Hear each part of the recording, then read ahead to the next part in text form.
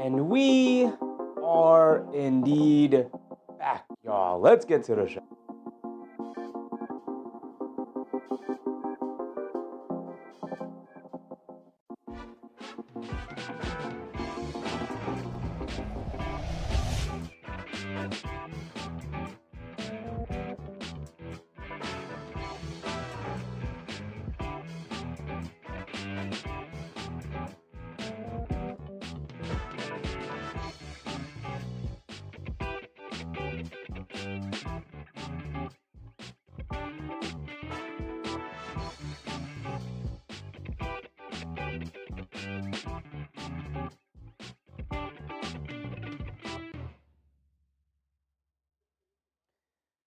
Now we come back after a somewhat disappointing ending the other night where we saw the New York Knicks get taken down by who?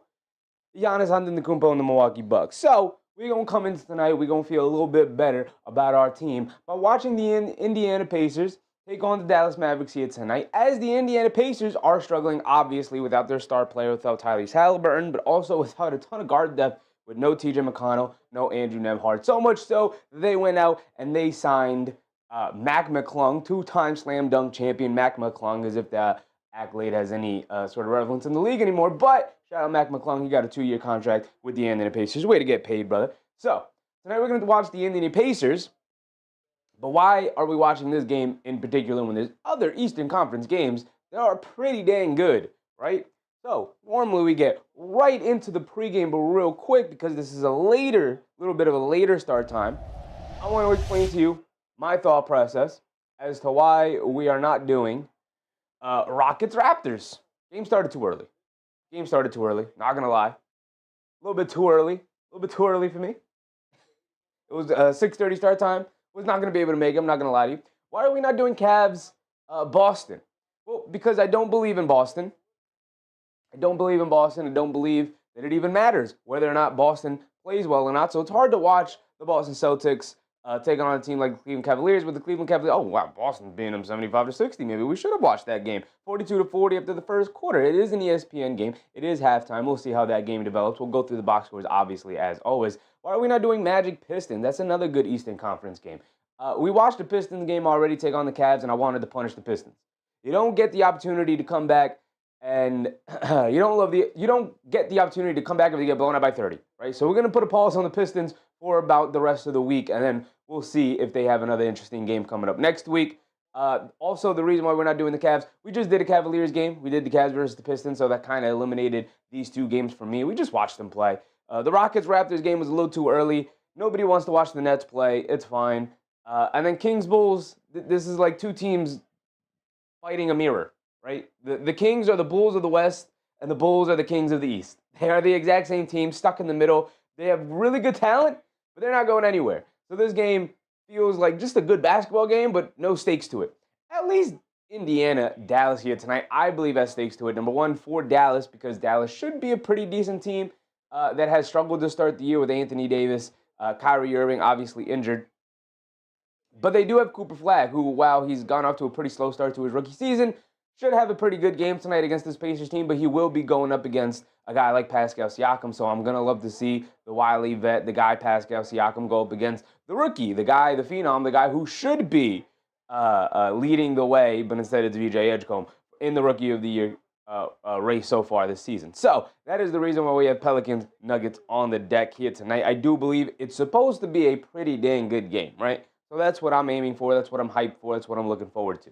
Now, back to our pregame, regularly pregame scheduling here. We get to the Indiana Pacers, Pascal Siakam. We know what he's capable of, and we know what kind of season he's had so far. He had a phenomenal opening night game against the Oklahoma City Thunder. I mean, it was incredible, right? Unfortunately, Andrew Nembhard goes down. We get Benedict Mathurin stepping up, but he ultimately fouls out, and so kind of becomes Pascal Siakam and some bench guys versus SGA and the Oklahoma City Thunder. We know the Thunder were without J-Dubba. Still, that game came down to the wire, and it was an incredibly fun game. So I'm going to reward the Indiana Pacers with some good faith here, and I think we're going to get a good game tonight between them and the Mavericks. Shot Collins, what's up, Shot Collins? David Oz Jr., appreciate you. Daniel Berry Sports, Big Rud, Lionel Monis, of course, appreciate y'all. David said, love the positivity. Yeah, I mean, when it comes to the Knicks, the reason why I'm probably a little bit more positive is because that was the fourth game of the regular season, right? If you guys can, I don't know if you guys could tell me what the Knicks record was 11 games of the season last year. It was 6-5, right? They were a 500 team. The team 2 years ago that everybody loved started the year 2-4. So, it's okay. It's fine. It's fine to start the season this way, as long as you're building good habits.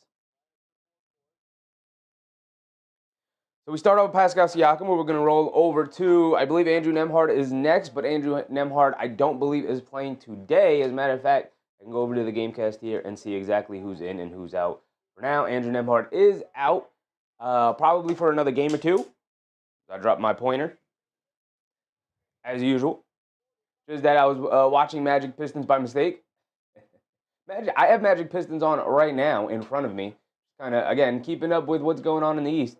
But I had to punish the Pistons for the pitiful effort they gave us the other night. I do want to watch a Magic's game at some point, and this would have been a good one if we hadn't already seen Detroit-Cleveland the other night. As a matter of fact, tonight would have been the perfect night to test out the new show we've been talking about and theorizing about, of doing an all-over NBA type of show, of going around the league, doing an NFL Red Zone type of NBA show. Tonight would have been the perfect night to do so, because a bunch of games that started early, games that are going to go on extremely late.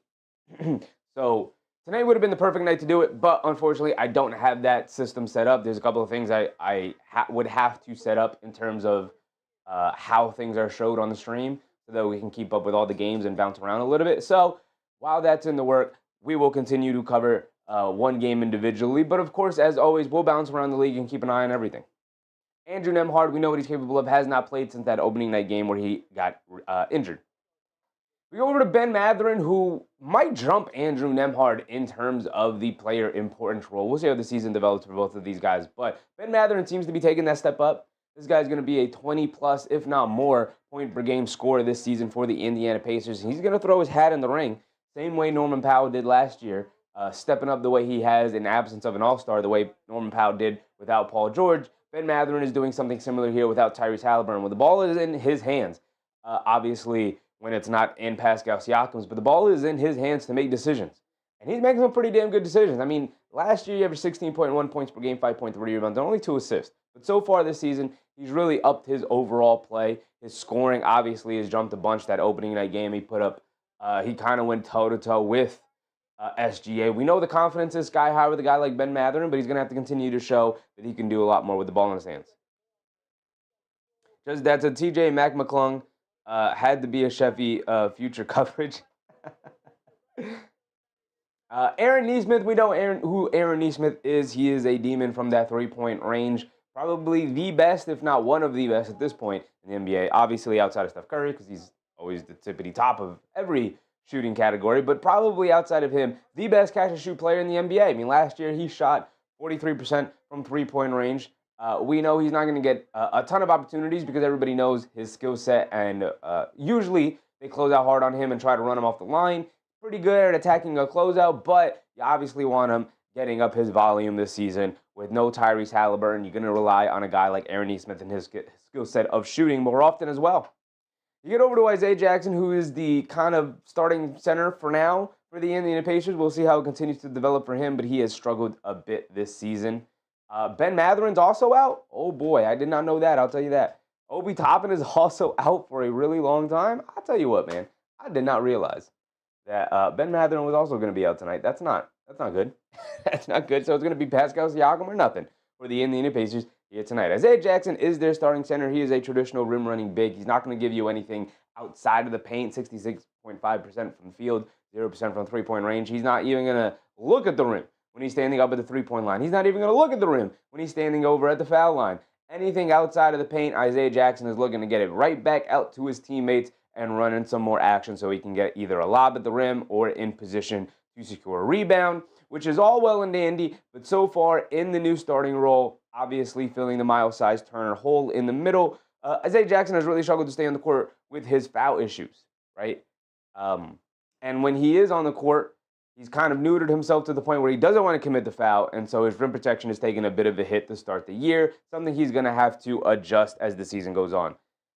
David Oz Jr. said Mike Brown brings his offense and doesn't adapt to our team, especially Cat. We are not a three-point shooting team or up-and-down team. We are a physical half-court set team. No, that's who the Knicks have been, right? But you can't tell me the Knicks aren't an up-and-down three-point shooting team when OG Anunoby, Mikal Bridges, Landry Shamet, Deuce McBride, when he's been able to play, and Jalen Brunson have all thrived under the system offensively. The shots just haven't fallen. And in the first half against the Milwaukee Bucks, it did work. But you do not want to be just a half-court team when you don't have any sets drawn up. The Knicks barely run plays right now because they're still trying to get acclimated to the system. But overall, the offense is not the issue. The offense is not the issue. Executing the offense for a 48-minute game is.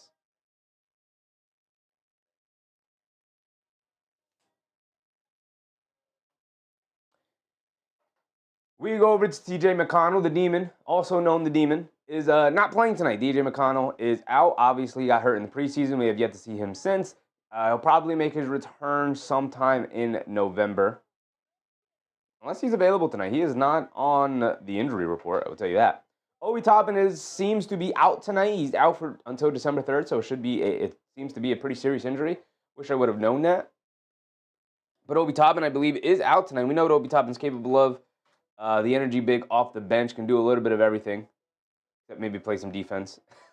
Lino Monas, what's up, Lino? I'm going to look up the Pacers injury report and see if anything has changed over time. Look up Pacers injury.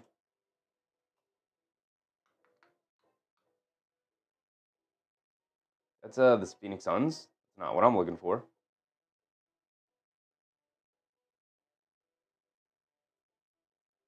So Talon Peter is out, Obi Toppin is out, Ben Mathurin is out, Johnny Furphy is out, unfortunately. Nembhard is out, Cam Jones is out, TJ McConnell is out, and obviously Halliburton is also out. So the Pacers kind of, you got a little bit of a headache, they're going to sit you out. They're going to sit you out. Right foot stress reaction for Obi Toppin. Ooh, that is not a good injury diagnosis for the Indiana Pacers. Just that said, 1-3 Mavs, so the Mavs should be able to pick up a win today against a hobbled Indiana Pacers team. We go over to, I believe, Jay Huff. Jay Huff, 7 points per game last season in limited minutes for the Memphis Grizzlies. Obviously, we will update his box scores, his player graphics, his averages this season come this weekend as he gets more games under his belt. But Jay Huff is kind of the offensive version of Isaiah Jackson, where you're hoping the defense kind of translates, but you really need his offense off the bench to fill in the Miles Turner-sized hole in the middle that he provided offensively that Isaiah Jackson does not provide, because Isaiah Jackson is more of a inside presence. Jay Huff can be your perimeter presence at center. Lionel said, whole team is out. Seems like it, Lionel. Seems like it. I wish I would have known before I picked this game. As that said, the Pacers also signed free agent Mac McClung on Monday and waived center James Wiseman to provide backcourt depth. And I did see people kind of yearning for a James Wiseman to New York kind of pick up. And it's like, we don't need James Wiseman. We need Mitchell Robinson. Hopefully, if he ever comes back, right? If he ever comes back at this point. But we get over to the Dallas Mavericks and Anthony Davis. We know what he's capable of. He is a superstar player. Although he's gotten off to a pretty slow start. I know people have been down on Anthony Davis because he seems a little big. Seems like not in the best of shape, which seems truly, and I don't want to comment on that, but it does seem truly ironic that they get rid of Luka Doncic, in part because they feel like he's somebody who has not taken his health seriously enough and was out on injury a lot, and they were concerned that his body wouldn't hold up over time as an NBA player. And then they traded for Mr. Glassman himself, Anthony Davis, who was constantly out with injury. And then he comes into the season is maybe not in the best shape we've seen Anthony Davis come into a season with. So there's that. There's that whole thing with Davis, although he still obviously is extremely skilled, and so he's going to be able to put up his numbers no matter what. Cooper Flagg, the number 2 overall pick. Obviously, without Kyrie Irving, Cooper Flagg is going to need to step up, and step up in a major way, as it seems like Jason Kidd is just wholly set on the idea of starting Cooper Flagg at point guard without Kyrie Irving available. So I guess he's going to have to learn on the fly, and it has not helped Cooper Flagg so far to start his rookie year. He's had maybe one good game out of the first 4 that they've played, and so here tonight, Flagg is in for another tough matchup with Pascal Siakam, right? Because it seems, I would assume, that they're going to put the big man on Anthony Davis, their center on Anthony Davis, and try to put either Siakam on Cooper Flagg. Maybe they'll put him on P.J. Washington or something, as the Mavericks, with Cooper Flagg starting point guard, obviously, are playing extremely big, but it's going to be interesting. Anamona said, isn't Flagg the number 1 overall pick? Yes, he is. Yes, he is. We get over to P.J. Washington. I'm really interested in watching Cooper Flagg play. We have yet to tune into a full Dallas Mavericks game.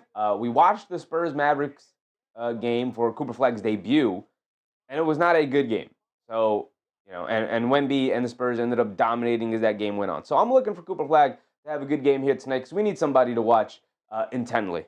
P.J. Washington has gotten off to an incredible start this year. He is one of the more underrated players this season. Last season, 15 points per game, 8 rebounds, 2.3 assists, and the percentages pretty damn good for a wing big, kind of playing off the stars of Anthony Davis and now obviously Cooper Flagg, and then eventually Kyrie Irving as well, as he'll come back at some point this season. But P.J. Washington is a bit of a do-it-all forward. Can step out, hit the 3 with consistency. As a matter of fact, he's a pretty dangerous three-point shooter. Don't leave him open out there. And has also improved his off-the-bounce game to the point where if you close out hard on him, he'll be able to take it down low and make a play from there, whether it's to create for others or to create for himself. He has a very good floater game, doesn't have to get all the way to the rim. Pretty athletic, uses his size and positioning extremely well. And then also not a bad hustle player and rebounder as well. Does a lot of the intangibles to help his team win. I'm a big fan of P.J. Washington, as you can tell. You get over to D'Angelo Russell, who, on the other end of the spectrum, I'm not a very big fan of. He can put up points for you. He can dime it up every now and again for you. 12.6 points per game last year, 12.6 points, 5.1 assists for him last year. But the decision-making isn't always on point. The shot-making isn't always there. The athleticism isn't there. The defense isn't there. So if the shooting is not there for D'Angelo Russell, you could be in a rough night for the former starting point guard, the former number 2 overall pick out of Ohio State, D'Angelo Russell. But as of now, he's a really good bench depth piece for them. Obviously, the only real point guard they have on the roster, so really important for him to play well for the Dallas Mavericks, for them to find some success this year, and for him to be able to make Cooper Flagg's job a whole lot easier, not having to rely on him to be a facilitator as a power forward, coming into the league as a power forward and having to play point guard. I just don't like that decision from Jason Kidd. You're not setting Cooper Flagg up to be successful this year. Just that said, with Russell and Hardy logging late minutes, Flagg, who scored just 2 points on 1 of 9 shooting on the floor on Monday, was relegated to the sidelines down the stretch. Very true, very true. There was also that very concerning image of Cooper Flagg on the bench with a very large ice pack on his shoulder.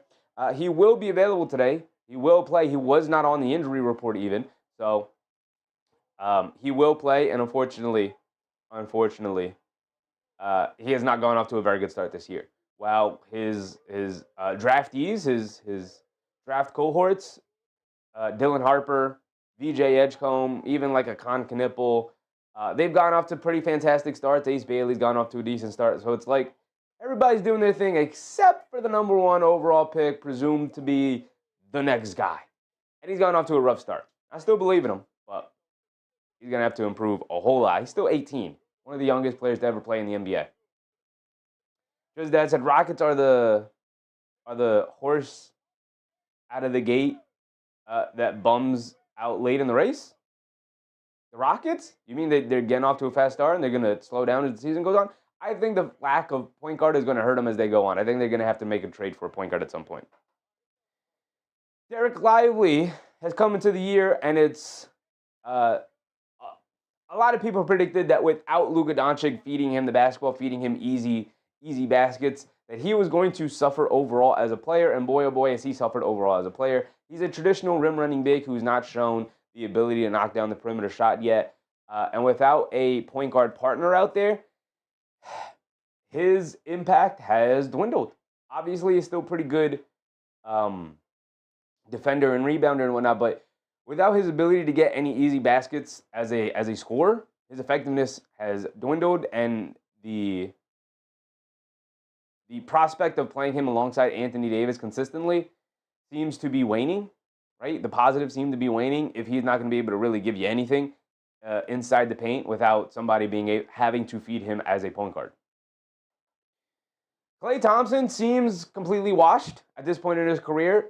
He was washed before, but at least he could still knock down a three. He was still a good movement shooter. And right now, Klay Thompson looks to be moving in slow motion.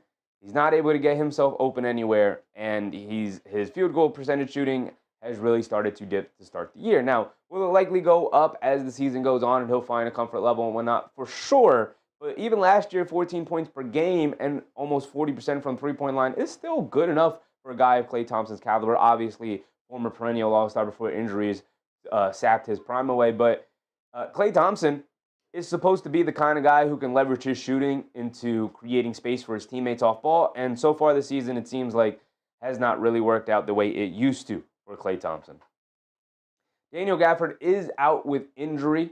He's going to be out for another maybe week or so, but before he gets reevaluated. But Daniel Gafford, with Derek Lively struggling, should find himself in the lineup, if not in the starting lineup, at least playing significant minutes off the bench. He is used to playing without a pass-first point guard and still being able to be effective and find spots to be effective on the court. And so maybe he ends up taking the starting spot away from Lively and he gets to start alongside Davis and they try that. Just that said, Klay the Stallion Whip. Hey, brother. He's living a very good life right now, I'll tell you that. We get over to Najee Marshall, another underrated role player that I've liked throughout his career. Now finds himself in the Dallas Mavericks, similar to P.J. Washington. Najee Marshall is a very good swingman off the bench, can do a little bit of everything. Even if he doesn't have it that night, his intangibles are very, very solid. Go ahead and throw the Pacers-Mavericks game so we're ready for the tip-off here.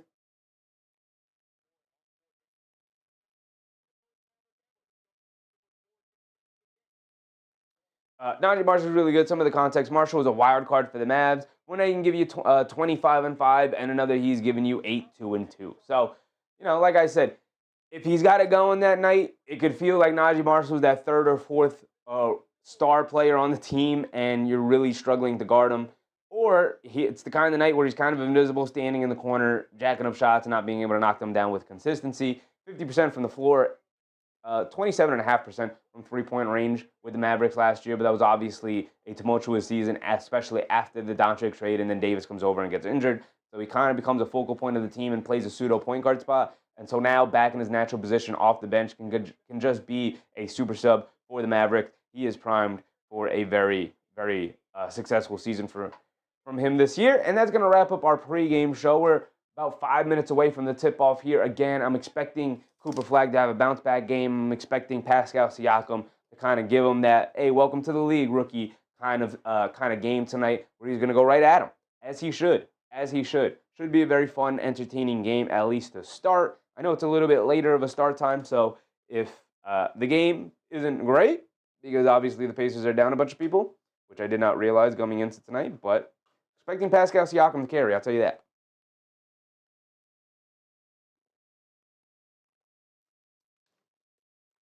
Let me get my shoes. Let's get our shoes.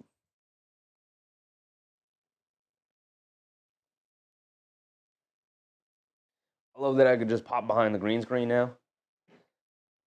I can just pop behind the green screen whenever I need to. It is beautiful. It is glorious. So we are about 5 minutes away from tip-off, so let's go around the league a little bit.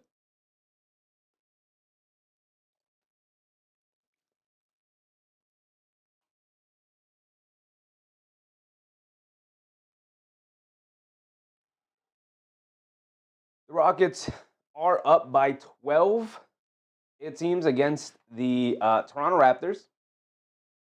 Raptors 1-3 in the season. The Rockets 1-2. Bryce Smith Jr. with 23 points. He's primed for a big season this year. The few times we got to watch the Houston Rockets, they were pretty dang good, and it would be nice if you guys can see them. So here we go.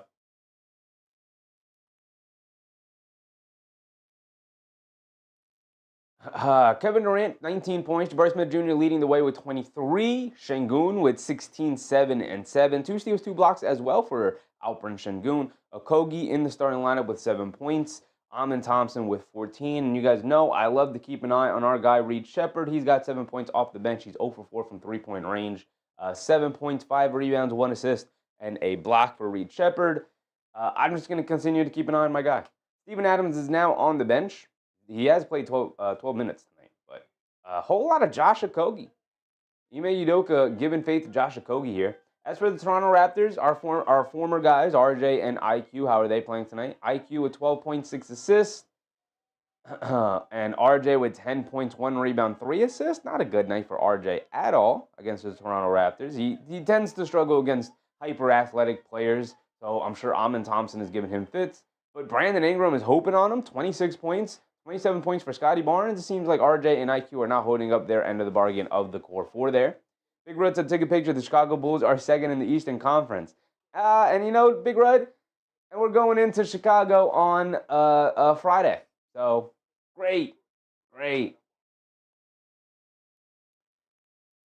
As a matter of fact, I can tell you right now, are we in Chicago or is it in New York? The Knicks opened the season with 2 games at home and then 2 games on the road. And they are at Chicago. So they open up 2 games at home and then 3 games on the road and then coming back home to play Chicago again on Sunday. This is an 8 o'clock start time. Knicks Bulls on Friday. So we will have another game tomorrow. Magic Hornets. It might be Magic Hornets. Oh, Warriors Bucks. Hold on. Warriors Bucks. I'm going to throw the poll right now in chat. Early before we get to the game here. I'm going to do it right now. Big Rud said, and I'll be here with you, brother, just like every year. I love having you in the chat, Big Rud. Appreciate you, man. Let's start a poll. Tomorrow's game.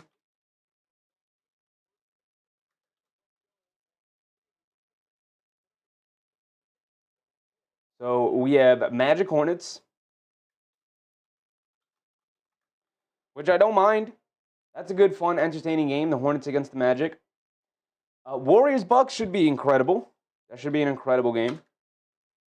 Probably my pick. We did just watch a Bucks game, obviously, but that might be my pick. That said Warriors versus the Deer, 100% in my opinion. I'm with you on that one. Then you got Wizards Thunder, and then you got Heat Spurs. I'll throw Heat Spurs on there. We don't need to watch the Wizards play the Thunder. Thunder who start the year 5-0. We get the Heat versus Spurs. We could be on Wemby watch if you so decide, so we'll start the poll there. I think all 3 of these games are pretty valid. I think these are pretty damn good games between the 3 of them.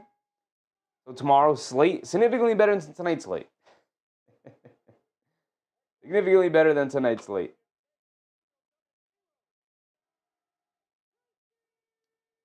As for tonight's games, we'll continue to go around. Rockets, Raptors. I tend to think the Rockets will pull that one out. Cavs, Celtics. Celtics holding on to a 15-point lead over them. DeAndre Hunter with 16. Mobley with only 9. Mobley getting packed up against the Celtics. Donovan Mitchell with 15. Off the bench, not getting much. Lonzo hit a 3.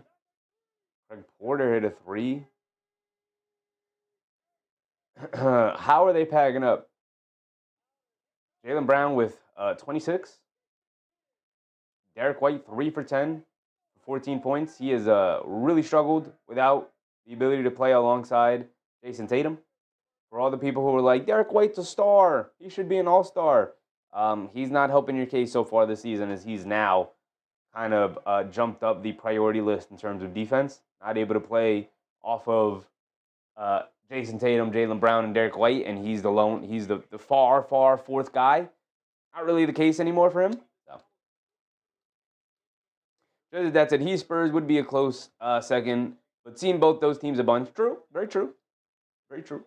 Up to you guys. Whoever wins the poll is who's going to win it. If you ask me, obviously I don't want to sway it one way or the other too much, but I think Warriors-Bucks would be an incredible game. I think that's going to be an incredible game to watch Draymond Green and Jimmy Butler try to match up against Giannis. The way Giannis is playing right now, the Mavericks are starting Flagg, Christie, Davis, Washington Jr., and Thompson. I'm going to make a Matt Christie graphic. Matt Christie should be in the graphic for sure. For sure. The Pacers are starting Ben Shepherd, Aaron Nesmith, Isaiah Jackson, Jarace Walker, and Pascal Siakam. So no traditional point guard out there. I think Jarace Walker will end up doing a lot of the ball handling here tonight, so it should be a long night for the Pacers. But both teams are opting to not start any traditional big men.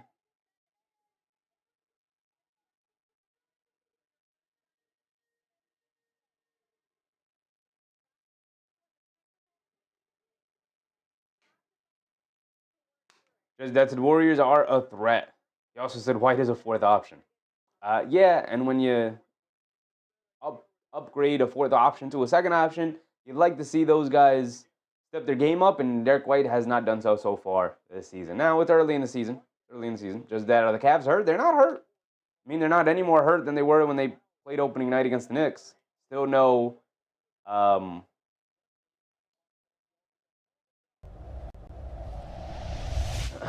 still no Darius Garland, but Lana said, let's bring Giannis to New York. Who should we trade for him? You're going to have to trade half the roster for him. That is the issue.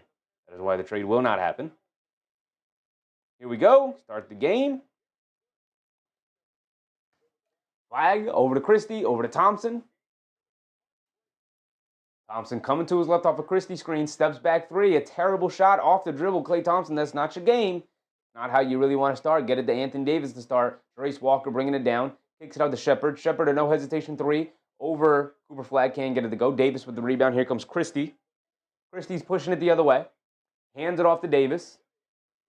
Davis hands it off to Thompson. Kicks it out to Christie. A right wing three. He started off the year very well from three-point range. He misses that one. Walker with the rebound. We're pushing it up and down. Very quick start to the game here. Siakam on the left wing. He's got Klay Thompson on him, so he's going to go right to the post. Pump fake. They bring two inside the Walker. Walker's got nowhere to go. A little fall away over Davis. Way off at the side of the backboard. Davis with the rebound, and he'll bring it down the other way. Hit ahead to Thompson.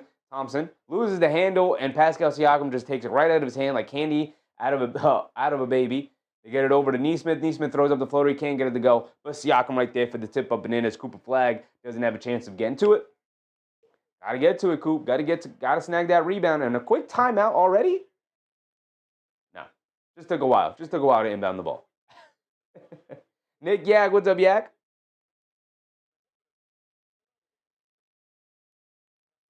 Davis gets it over to Thompson. Thompson coming to his left off the Davis screen, driving it down. He's got a lane. Tries to get the scoop layup with the left hand. He gets blocked at the rim. Again, not your game, Klay Thompson. Not your game. Yeah, it just came from Fezzi show. Fans jumping off the ledge. You talking about Knicks fans jumping off the ledge? Because I've seen a lot of that here today. Ben Shepherd with the rebound off the Davis miss. Jarace Walker bully balls his way right down to the rim, draws the foul, and Christie's going to go to the foul line for two free throws for Jarace Walker. Big Rod said, imagine how much Wemby is going to eat against a team like the Warriors. Yeah, they're not big. They are going to try and muscle him up, hack and whack away at him, because that's, the Warriors' way with Draymond out there. Jarace Walker misses a free throw. You can't be missing free throws when you're down as many guys as you are. Yeah, said Siakam is getting better every year. He is. He seems very, very comfortable. A lot more comfortable in Carlisle's system here in Indiana than he was with Nick Nurse up there in Toronto. Walker does knock down the second free throw, but they call a lane violation on the Pacers. So he missed the first one. He does knock down the second one, but he gets waved off with the lane violation, so the Pacers still sitting with 2 points. We need Cooper Flagg to have a good night tonight. We are here for Cooper Flagg. We're here for the Cooper Flagg experience. And here he is driving it down and just bullies his way to the basket, past Ben Shepherd. He gets a big one-handed slam. There you go, Coop. There you go. Way to get on the board. Walker up top. Gets it out to Shepherd. Cooper Flagg looks big out there, man. He looks big. Very big. Nesmith misses the straightaway three, and the rebound goes out of bounds, so the ball will go back to the Mavericks here. Ben Shepherd just a little too small. Cooper Flagg, not your traditional guard. I would look to put Nesmith on Flagg. PJ Washington driving it down, puts up the little mid-range jumper, gets it to go. Like I said, he's got a very good in-between game. Doesn't always have to get all the way to the basket, showing it right there. Shepard bringing it down, gets it out to Walker. Walker over to Nesmith. Nesmith on the right wing, driving it down, hands it off to Jackson. Jackson steps into a mid-range jumper. I said outside of the paint, he's not looking at the rim, and for good reason, as he misses that one right there. Although the jump shot did not look bad. Flagg bringing it down on the right wing. Shepard will pick him up. He's going to put him right in the post. Now come to his left off the Davis screen, put his head down, attack, leans in, kicks it out to nobody and turns it over. And now here comes Nesmith pushing it the other way. Nesmith kicks it out to Walker. Walker leaves it off for Jackson. Jackson in the paint. Pump fakes, puts it up off the glass, and he gets that one to go down. Much more comfortable shot for Isaiah Jackson there under the rim rather than having to settle for a jump shot. Robin Shaw, what's up, Robin? Foong Pei, what's up, Foong Pei? Rock'em, Siakam, Robot. Siakam yet to score so far. Davis has it in the post against Siakam. He's got his hands full going up against Davis tonight as he leans in and gets fouled. Oh, no, they call it travel on Davis, so the ball's going to go back the other way. Okay.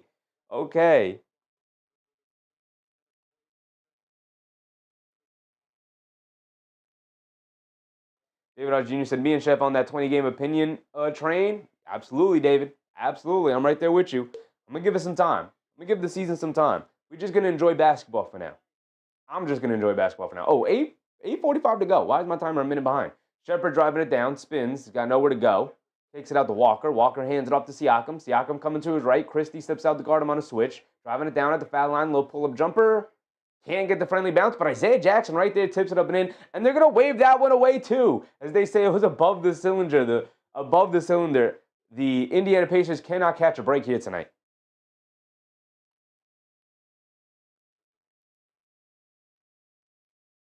Flagg bringing it down. Coming to his left off a couple of screens. Leaves it up top for Davis. Davis throws it to nobody. And the miscommunication, not great right now. Not great right now for the Dallas Mavericks. Here comes Jarace Walker bringing it down the other way. A pull-up three off the screen as they're a little late to switch, and Jarace Walker makes him pay, knocking down the three. Jarace Walker, not Jarace. Jarace Walker. PJ Washington trying to bully ball his way down the lane. Can't get the scoop layup to go. Davis battling for the rebound. Puts it back up. Can't get it to go. PJ Washington battles for the rebound, and he ultimately gets fouled by Jackson, sending him to the foul line for 2 free throws here with under 8 minutes to go in the first quarter. Just that to the Flagg stays on the roster. Can't wait to see what he looks like in 4 years. Will be Birdman tats, I think. I don't know. He doesn't seem like a tattoo guy to me, but maybe.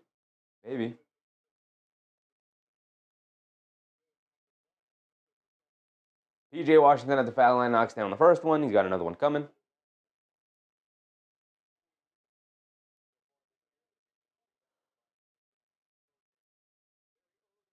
That's a Draymond alone worth the watch tomorrow against Giannis. It's going to be fun.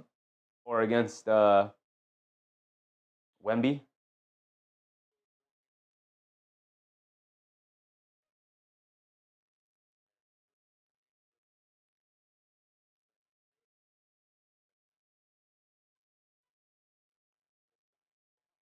So Anthony Davis coming out. D'Angelo Russell in. Jason Kidd noticing they desperately need a ball handler out there. As Washington splits the free throws, Ben Shepard up top to Nesmith, over to Walker. They get it down low to Siakam. They bring two. Back out to Walker. Cross-court pass to Shepard. No hesitation three on the left wing. Good closeout from Christie, But Shepard chases down his offensive rebound, misses it, but gets fouled going to the rim. So he's going to go to the foul line for 2 more free throws. No Lively to start the game. Is Lively injured?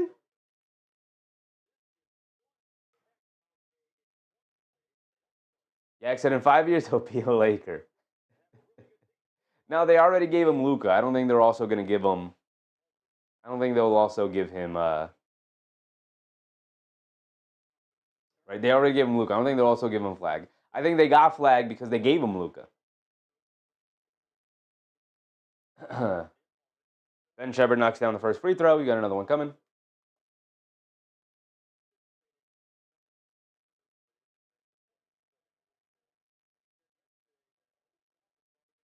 Shepard knocks down both. Cooper Flagg bringing it down. We got Flagg, Russell, PJ Washington, Klay Thompson, and Max Christie out there. So Flagg has now moved over to center. Started the game at point guard, and now I guess he's playing center or power forward here. moving them all over the court is, a crash course in NBA basketball for sure. Christie down the lane, draws the foul on Siakam in the little one-legged goofy step finish, and he gets the foul on Siakam. So he's going to go to the foul line for one more. Great drive and finish. Great drive and finish from Max Christie there. It was really just a throw-in the Luka deal, but boy, oh boy, is he really hand out for the Dallas Mavericks here. Quentin Jackson subs in for the Pacers. Pacers with Jackson, Shepard, Nesmith, Walker, and Siakam. The Mavericks with Washington, Flagg, Thompson, Christie, and Russell. Max Christie's at the foul line for 2 free throws. Mr. Frutility? What's up, Frutility? Let's go, Pacers. Pacers are a team of fighters, man. This team, down as many injuries as they are, they're not going to go quietly. They get it over to Shepard, swings it over to Nesmith. Quick catch by out of the corner. Gets it to go, nothing but net. Cooper Flagg's going to have to learn. Can't leave that guy. Can't leave the body of that guy whatsoever. Especially when he's in the corner like that. That's an automatic 3 points on the board. Up top, the Flagg. Extra pass to Russell. Left corner 3, he's looking to answer. He can't. Ball is too long. Nesmith with the rebound. Here comes Walker, pushing it the other way. Walker up top. Washington back trailing. Jairus Walker blows right past Washington. Can't get the scoop layup to go, but he does draw the foul. He'll go to the foul line for 2 free throws here with 6:46 to go. And we get a timeout from the Dallas Mavericks.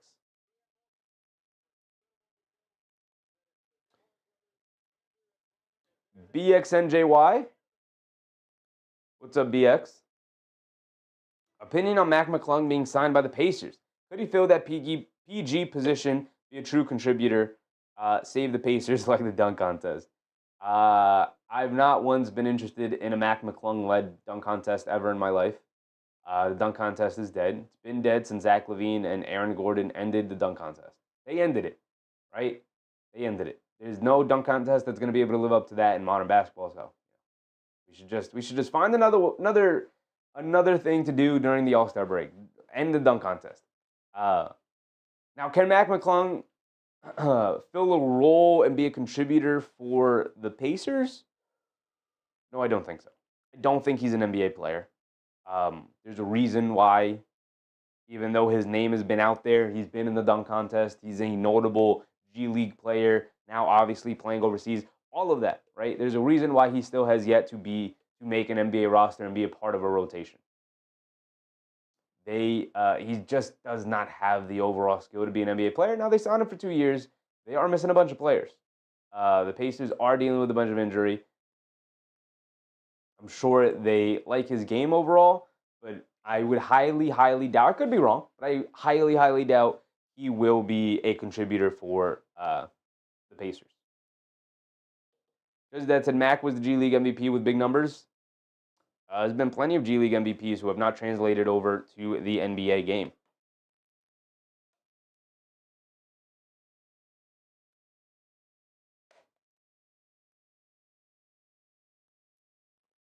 Yak said Philly might have the Rookie of the Year.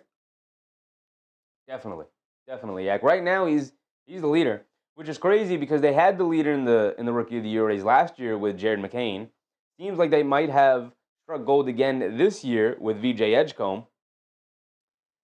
I would still have my money on Cooper Flagg, right? I would still have my money on Cooper Flagg as the season goes on. I think Cooper Flagg is only going to get better and better and better and better. He did start off his college career at Duke very slowly before getting better and better and better. He'll get more acclimated to the league, and I think he'll be fine in the long run. I think obviously he has the highest ceiling of anybody in the draft, which is why he went first overall. But for the 1 year, VJ Edgecombe looked ready out the gate, and Cooper Flagg did not. So we'll see how the season continues for the both of them. But right now, VJ does have the edge over everybody else in the class, for sure. David Hodge Jr. said Dylan Harper playing well. Absolutely. He is playing well as well. He's having a better start to his career as well over Cooper Flagg, but he does have the benefit of playing with Victor Wembanyama and coming off the bench and not having a ton of pressure on him to perform right away, the way Flagg does. So Walker's at the foul line for 2 free throws here coming out of the timeout. Knocks down the first one.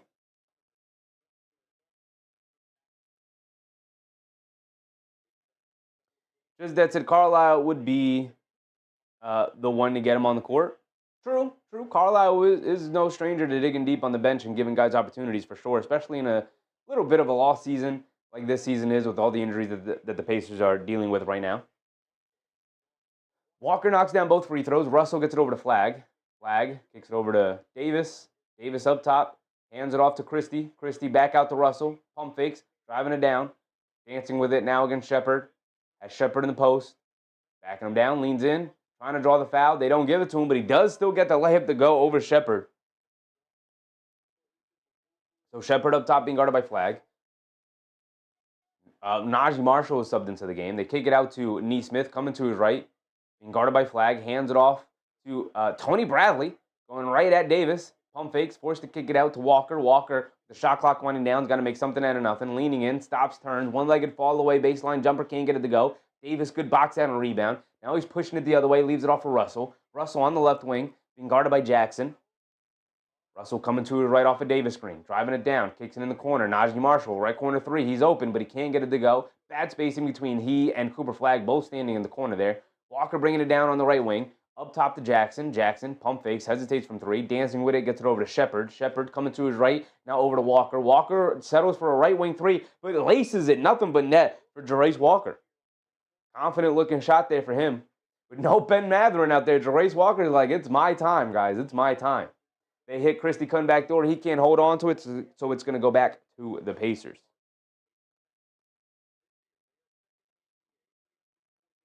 17-10 here, and we're past the halfway point. Walker up top to Shepherd. Shepherd coming to his left. Back over to Nesmith. Nesmith out of the left wing, attacking. Loses the handle. Good defense. I think Flagg picked up the steal there. But now here comes Russell pushing it the other way.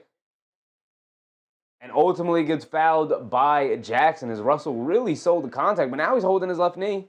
Looks like maybe they just bang knees. We'll foul on Quinn Jackson here with 5 minutes to go. Namar, what's up, Namar?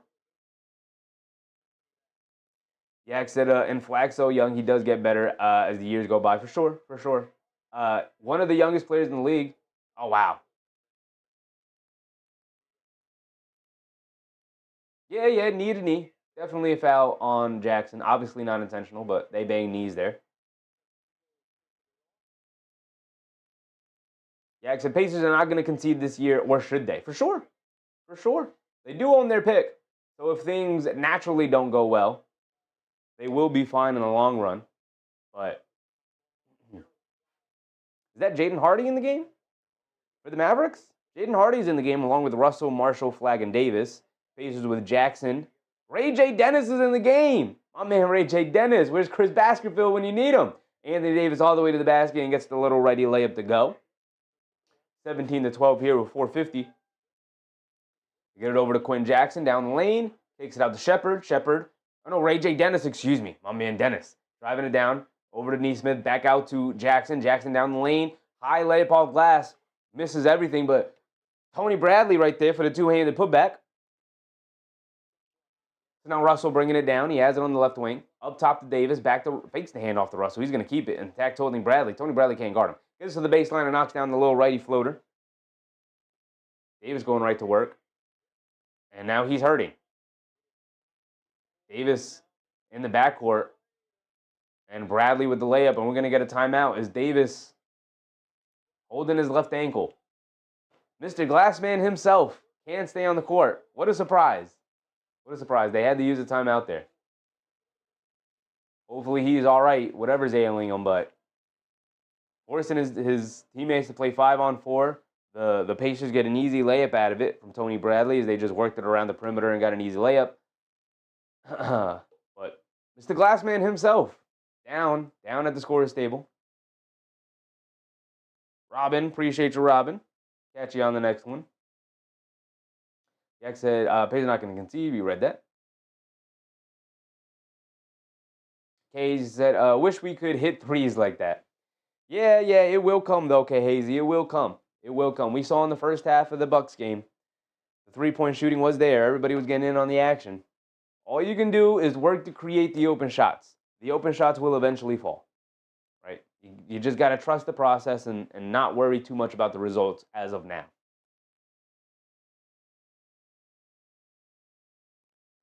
If the Knicks continue to shoot like garbage as the season goes on, I will then be concerned. But 4 games into the year, not so much.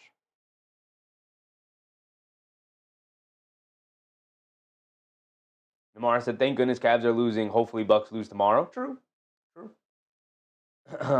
Speaking of, we can keep an eye on that game. Cavs-Boston, 13-point game at the end of third quarter there. Donovan Mitchell's going to have to step up. 15 points. And duly outclassed by Jaylen Brown right now.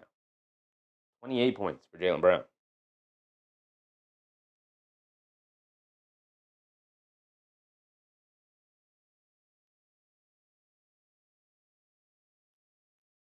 $15 on the bench for Hauser on 5 threes, because of course he's not doing anything else but shooting that 3 ball. Sam Hauser.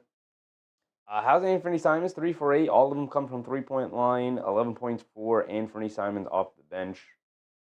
Anthony Simons off the bench. Payne Pritchard continues to struggle. 1 for 8 from the field. 1 for 7 from 3-point range. Isn't it so much more difficult trying to play when you don't have all of the attention being paid to Tatum, Brown, Porzingis, and White, and then you could just kind of fill in and shoot open jump shot after open jump shot?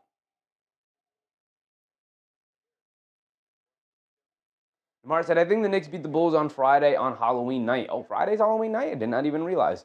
Yeah, I hope so, man. It's an NBA Cup game, so it does take on more importance. So I hope they come out to play. I hope they come out and put a whooping on the Bulls, for sure.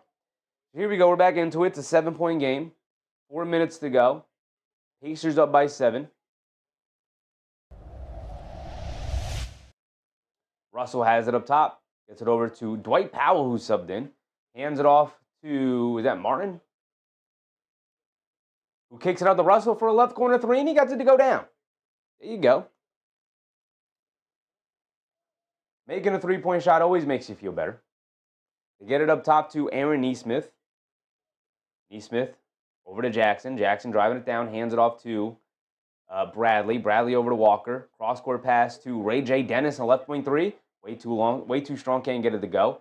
Jaden Hardy with the rebound. He's bringing it down the other way. Get it over to Marshall, driving it down to the rim. Kicks it out the last second to Martin. Martin, a left corner 3. Can't get it to go, and the ball bounces over the backboard, and it will go back to the Pacers, 21-17. It's only a 4-point game with 3:20 to go.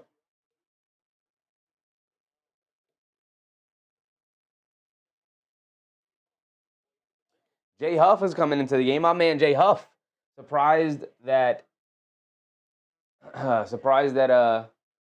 Tony Bradley comes in before my man Huff.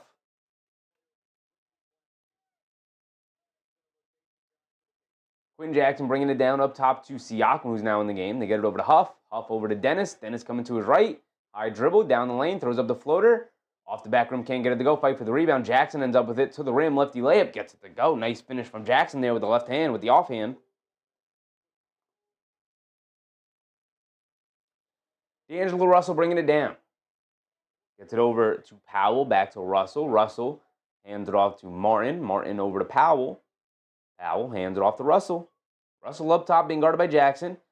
Everything out on the perimeter right now. And they call a moving screen on Dwight Powell. Good job from Jackson to fight through it with gusto, as my man Clyde Frazier would say. And draws the foul there.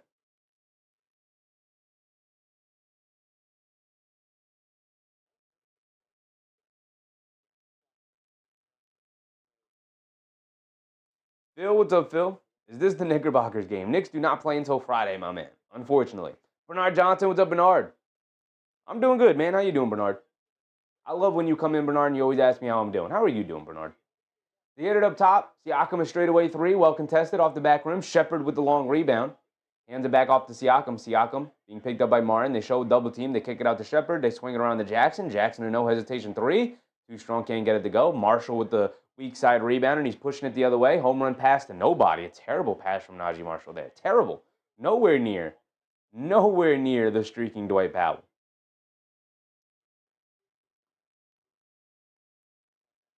Ray J. Dennis bringing it down. Dennis has it up top.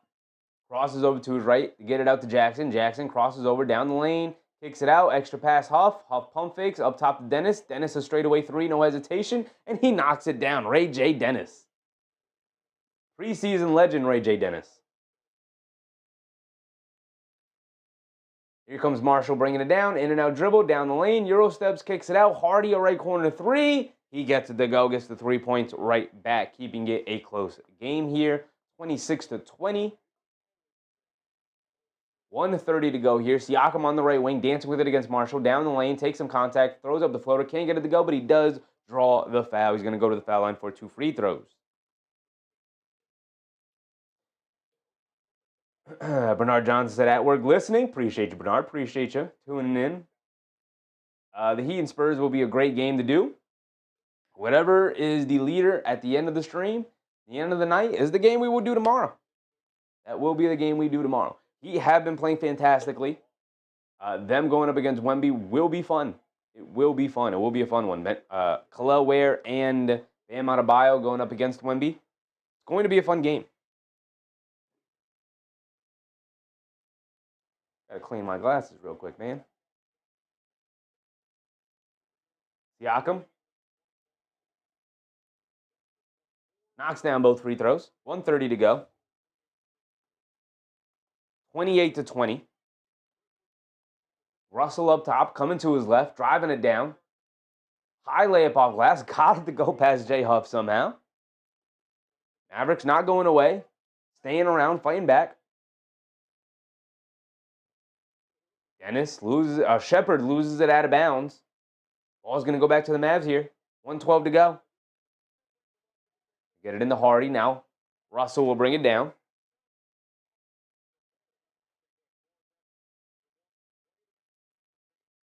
Russell gets it over to nobody. Quentin Jackson jumps the passing lane and gets an easy dunk out of it. Where was Russell going with that pass? Sprayed it out to nobody. Hardy bringing it down the other way, coming to his left, over the top pass to Powell. Powell free lane down the rim. They spray it around. Russell with the pass fake three now, well short, but he does draw the foul on Ray J. Dennis, Ray J. Ray J. Not fouling the three-point shooter, Ray J. Come on, big dog.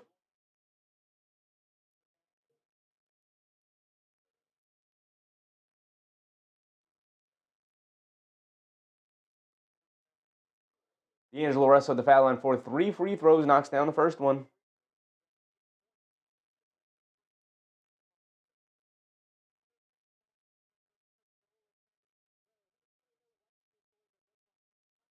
Russell at the line for 3 free throws, knocks down the first 2. Can cut it to a 5-point game here, 48.5 to go here in the first. And Davis is out of the game with an apparent injury.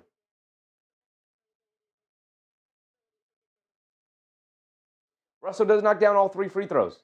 D'Angelo Russell has been fantastic tonight for the Mavs. Here comes Ray J. Dennis bringing it down against Hardy.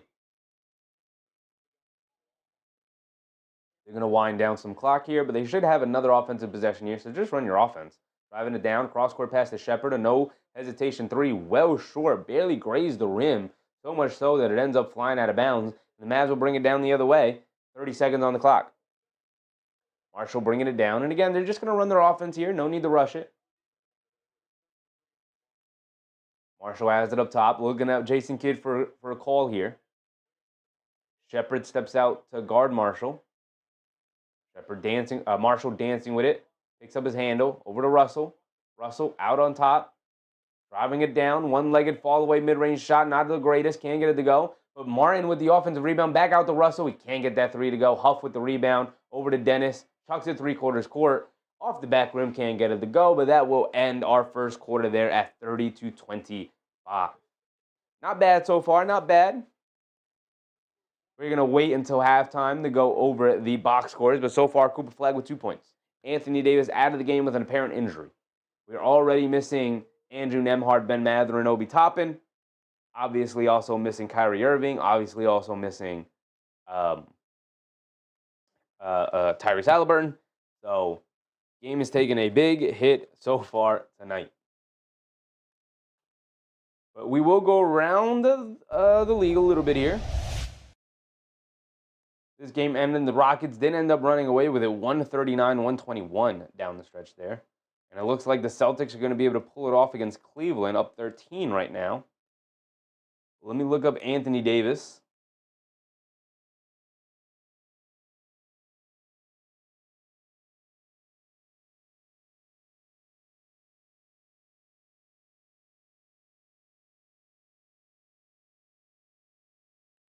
Look up Anthony Davis real quick. Have to, Mr. Glassman.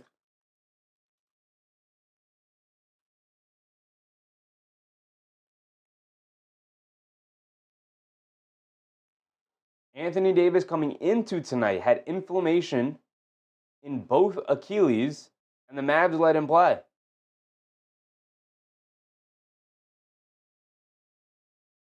So he's probably done for the night.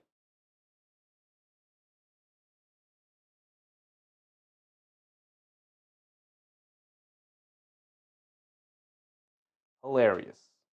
Hilarious. As Mavs fans are losing their minds, Anthony Davis is yet again hurt. There it is. We most likely won't see Anthony Davis play for the next month or so.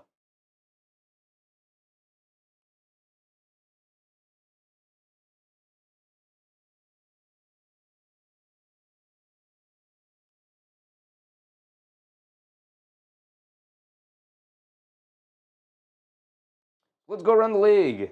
Let's go around the league before we start this second quarter.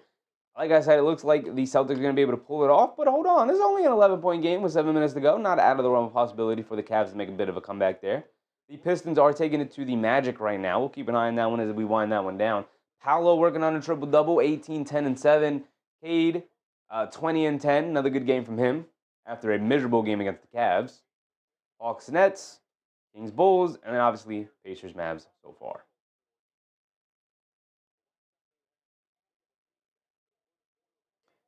So, here we go. Start of the second quarter. 12 minutes back on the clock.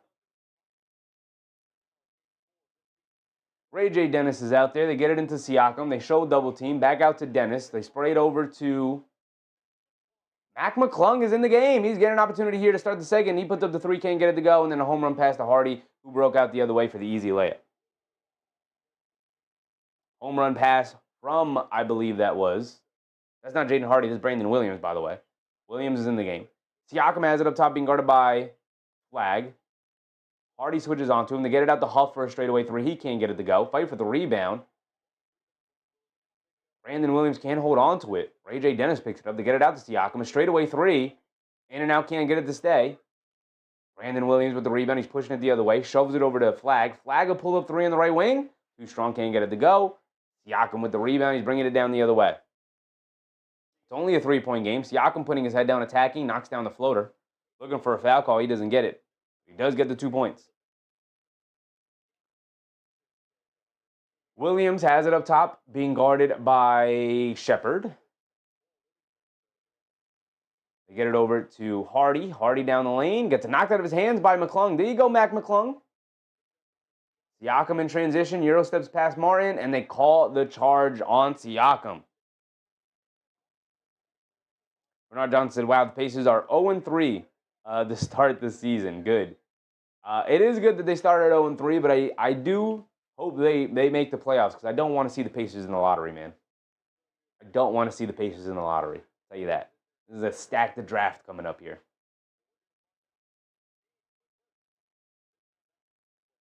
They're going to get a timeout and a challenge, I think, here from the Pacers, saying that Martin wasn't set and it wasn't chest-to-chest, or that Martin also didn't take it in the chest. But we'll see what the refs come out with. If they are challenging, it might have just been a timeout from the Pacers, but would have been a weird timeout. So I do think they're challenging. Again, the broadcast on the actual game does not inform us of whether or not that green light is on.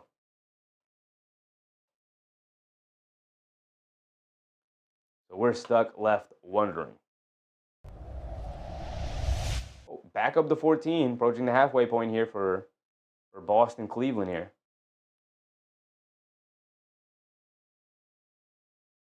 Look like Jaylen Brown is really taking it to him. They don't really have a wing to guard him. DeAndre Hunter is back out there, but he's got 30 points. 19 for Derek White now. 11 for Josh Minot. Cueto with 9 and 11 rebounds with 3 assists as well. Payne Pritchard continues to struggle. He's only got 3 points. Off the bench, Sam Hauser hit another 3. He's got 18.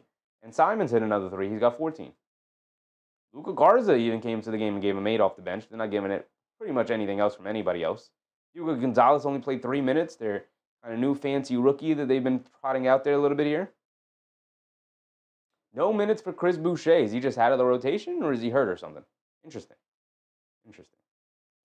As for Cleveland, they did start Hunter, Tyson, Mitchell, Mobley, and Allen.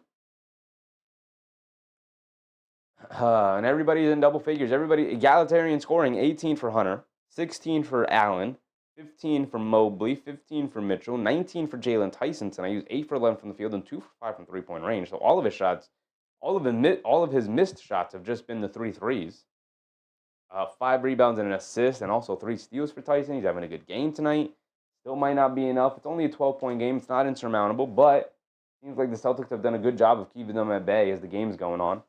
They have used up a ton of their timeouts. They only have 2 timeouts remaining. Cavs have 4. Trusting their process.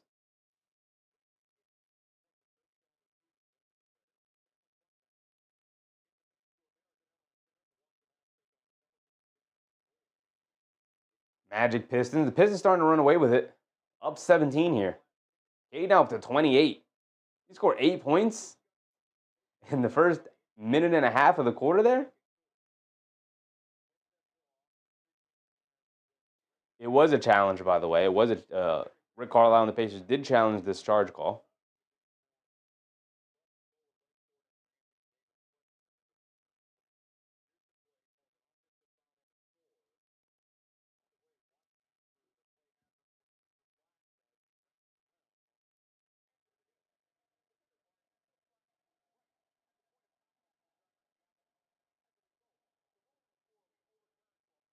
Overturned to a blocking foul.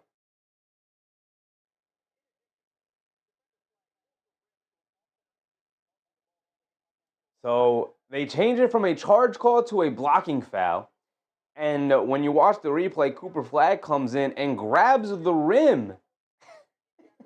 He goes up for a block shot. He hears the whistle. He goes up to grab the rim to kind of brace his fall. But because now they changed it from an offensive foul to a defensive foul, it's now goaltending on Flagg. So count the basket and one more free throw for Pascal Siakam.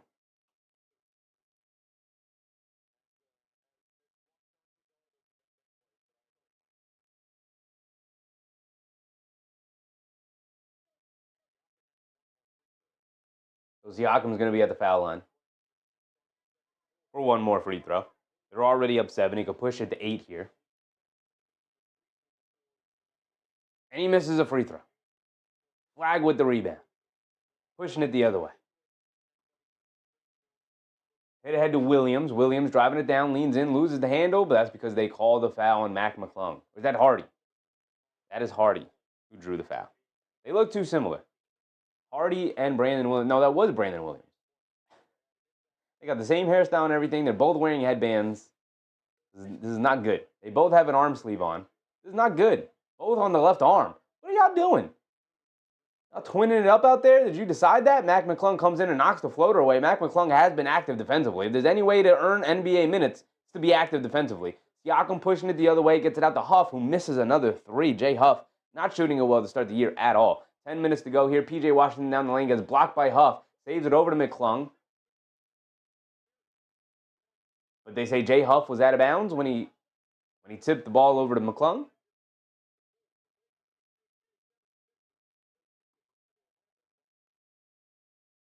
Inadvertent whistle, I think. Maybe a foul? I think inadvertent whistle. So the Pacers will bring the ball down out of bounds. Ray J. Dennis will bring it down. Pacers out there with Siakam, Walker, Huff, McClung, and Dennis. The Mavs with Washington, Flagg, Martin, Williams, and Hardy. They get it out to Jarace Walker for a right wing 3. In and out, can't get it to stay. Williams guys for the rebound. Brandon Williams pushing it the other way.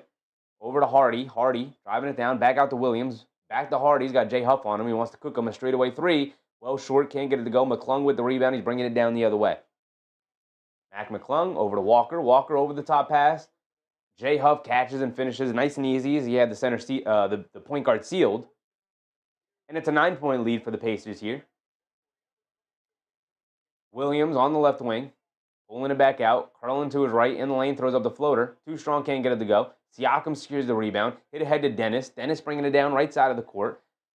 Half spin. Driving it down. Out up top to McClung. Mac McClung waving everybody off to get it to Siakam. And they call a foul on Brandon Williams. Trying to guard Pascal Siakam there in the mismatch. Matt W. What's up, Matt W? Mac McClung finally getting some recognition. Hey, man, he's been given an opportunity. He's won G League MVP. Given another opportunity here with the Pacers, and he's taking full advantage of it. Playing hard defensively. If there's one way to earn minutes in the NBA, to play well defensively, and so far he's done that. Jay Huff has it up top, hands it off to McClung. McClung has it up top, being guarded by Flagg, crosses over, down the lane, high layup off glass. Can't get it to go, but that's because he was fouled. He's going to go to the foul line for 2 free throws. Foul on Najee Marshall, trying to help out Flagg on the drive. He reached in and fouled him. But McClung at the foul line for 2 free throws. Almighty Alpha, what's up, Almighty? I'm a Cavs fan. But who are we betting on in this game? It's up to you, brother. That's up to you. This is a helter-skelter weird game so far. Anthony Davis went out. He's unlikely to play again for a while with an inflamed Achilles injury. We're already without a bunch of players for the Pacers. So it is a weird game so far tonight. McClung splits the free throws. Brandon Williams hands it off to Flagg. Flagg against Walker, leans in, step back, steps forward, and knocks down the lefty layup as Trace Walker hit the floor. The second time, for the second basket for Cooper Flagg tonight, he just put his head down and went right through the chest of the defender and created the space. First time led to a dunk, that time led to a layup. Ray J. Dennis, a 3 over Flagg, gets it to go. 8:30 to go here. Williams up top, crossing over to his left. P.J. Washington has subbed back in. They get it over to Flagg. Flagg on the left wing. He's going to pump fake. And they call a travel on Flagg. Flagg continues to struggle out there. Continuing to struggle for Cooper Flagg here.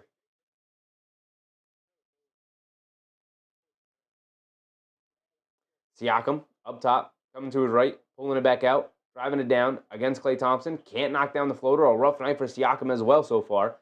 Good rebound from Washington. Quick outlet to Marshall. Marshall, Euro steps down the lane, takes the contact, can't get the floater to go, but that's because he was fouled by, I believe, Walker. So he's going to go to the foul line for 2 free throws here with 8:10 to go here in the second quarter.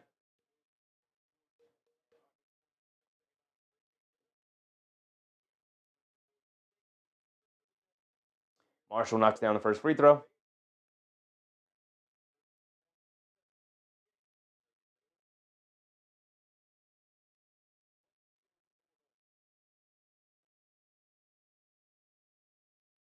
Najee Marshall knocks down both free throws there. 40-31, 8 minutes to go. McClung up top being guarded by Williams, coming to his left off a screen, down the lane, throws a lob up to Huff, a bad pass. McClung able to recover it though. Going to pull it back down, slow it down a little bit. Now coming to his left, stops and pops for a 3 off the screen, and he gets it to go down. And they give him the 4-point play, okay.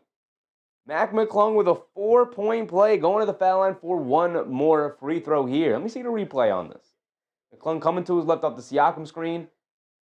Brandon Williams unsure if he wants to fight over or go under. Sees McClung rise for the shot, so he hedges out with an arm up trying to contest. Ends up fouling him. McClung knocks it down anyway, and he gets the free throw to go. Mac McClung is hooping out there as the Pacers have taken a 13-point lead here. Brandon Williams has it up top to get it down low to Flagg. Flagg inside pass to Thompson, who gets the easy layup out of it. Great pass from Flagg. Great play from the Mavs there. Generate an open layup.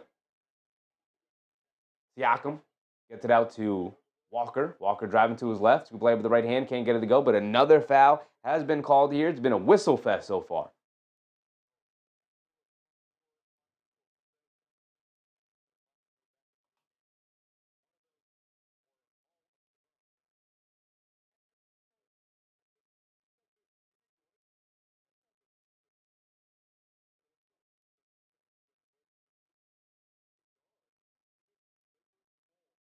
So Trace Walker's at the foul line for 2 free throws.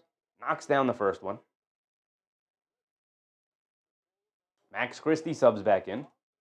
Flagg to the bench. Marshall to the bench. Isaiah Jackson back in the game for Siakam. So we're out there with Isaiah Jackson, Trace Walker, Aaron Nesmith is subbed back in. Mac McClung, Ray J. Dennis. Mavericks are out there with P.J. Washington, Klay Thompson, Max Christie, Dwight Powell, and Brandon Williams. Thank goodness they don't have Hardy and Williams out there. They look exactly the same. Down to the large headband and the arm sleeve on the left arm. Brandon Williams up top attacking Dennis. Blows right past him all the way to the rim for the easy layup. A.J. Dennis can't give up a straight line drive like that, brother. 46-35 as Walker did knock down the other free throw. Hands it off to Nesmith. Nesmith down the lane. Throws up a high floater, off glass, way off. Can't get it to go. That's exactly what you want Nesmith to do if you're the opponent, if you're going up against him. You don't want him shooting threes. You want him with the ball in his hands, attacking the rim, looking for floaters. That's what you want from Nesmith. Walker with the long rebound off the missed three. Hit ahead to Isaiah Jackson, posting up Max Christie there. As Christie missed the pull-up three. Was mismatched with Jackson on the other end. Dwight Powell up top, hands it off to Christie. Christie coming to his left off the Powell screen. Making it down back to his right hand. Tried to hit the cross-court pass. Jackson jumped it. Quinn Jackson jumped it. Can't get, Nesmith, excuse me. Nesmith jumped the passing lane. Can't get the steals. He knocks it out of bounds, though. So it'll be signed out of bounds for the Mavericks here.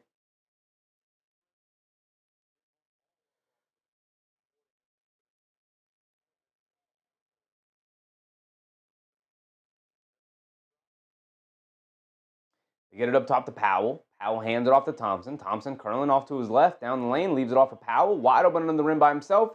Nice pump fake to draw the foul on Walker or Jackson, one of the two. So he's going to go to the foul line, 2 free throws. A foul on Isaiah Jackson. 6:35 to go here in the second quarter, y'all.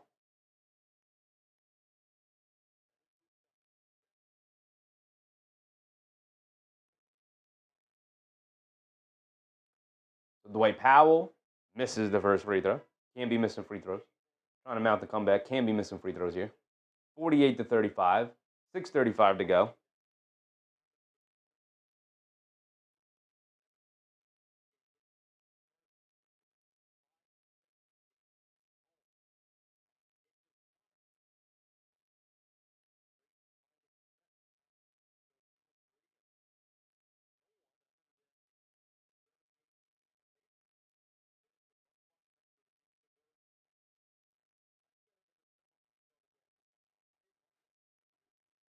Dwight Powell does knock down the second free throw.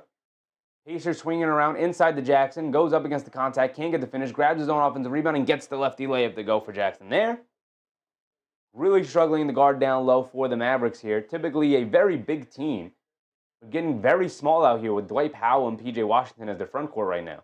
Hands it off to Thompson. Coming to his left. Mid-range pull-up jumper for Thompson.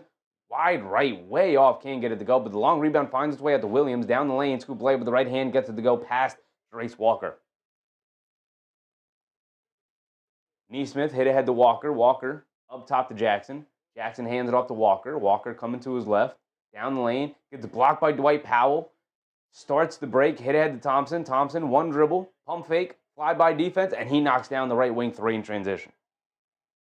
And it's back to a 9-point game. Mavericks refuse to go away.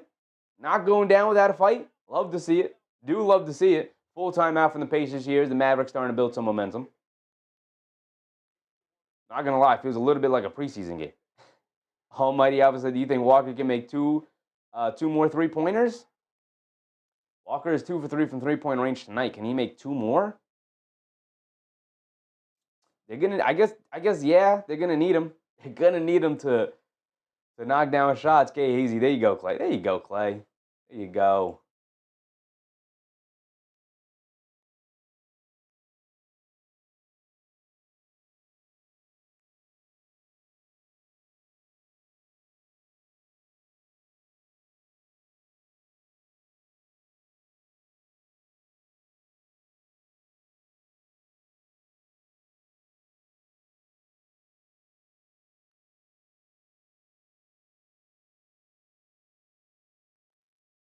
So it's 50-41, 5:40 to go here in the second quarter.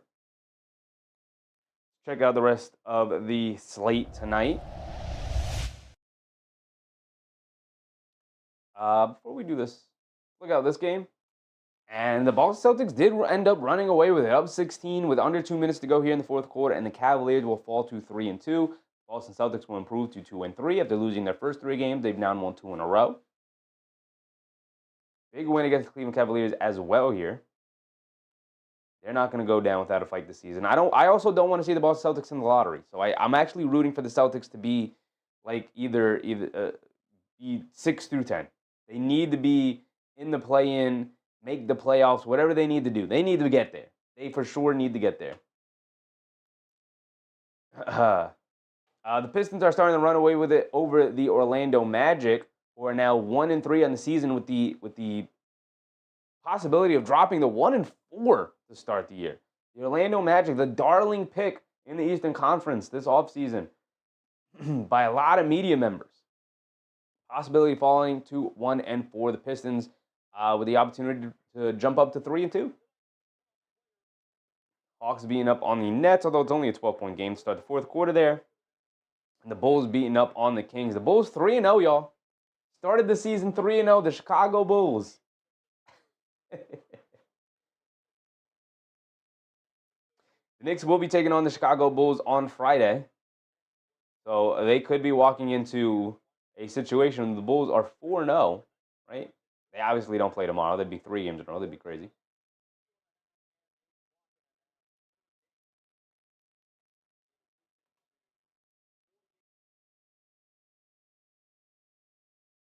So here we go. We're checking back into the game here.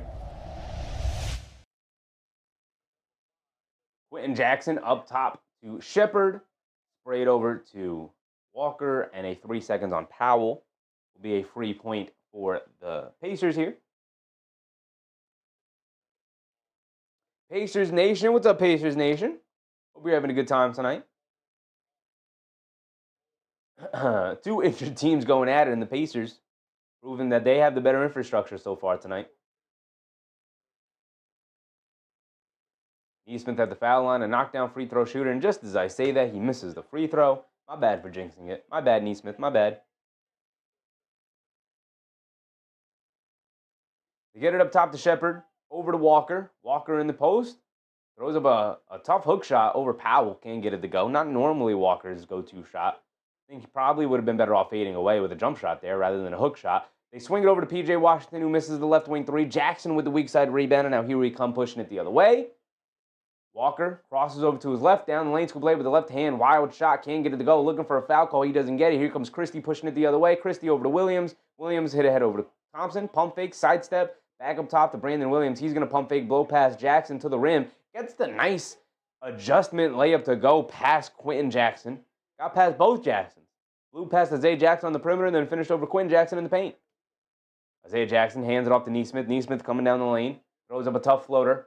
Can't get it to go again. That's what you want Neesmith doing if you're the opponent. You want Neesmith shooting floaters. You don't want him shooting threes. They sprayed over to Walker. Pass fake. Driving it down in the paint. Tried to go up strong with 2 hands. Gets blocked again. He's looking for a foul call. You just got to look for the finish, man. And then Brandon Williams throws it away. Klay Thompson standing in the left corner waiting for the pass there. But Brandon Williams threw it as if he was cutting to the rim. Not a good pass from Brandon there. Pacers Nation, too many injuries for the Pacers, man. I just pray that May stay healthy. It could be a blessing in disguise. You get to dig deeper into your bench. You were already going to be without Halliburton. Obviously, it sucks to not be able to watch Nembhard and Mathurin, as they're the guys you want to see take a next step up. But, it's a long season. You'll get there. It's a long season. Walker gets it over to Shepherd. Shepherd on the right wing. Hands it off to Neesmith. Over to Walker. You get a lot more reps with Walker here, and a couple of not great passes or plays from Walker here. Started off the game well. Neesmith leans in, throws up a tough floater, can't get it to go. And a shot clock violation. Brandon Williams got the worst of it. Got hit under the belt. Got hit below the belt on the Neesmith attempted floater. Shot clock violation on the Pacers. The ball's going back to the Mavs here.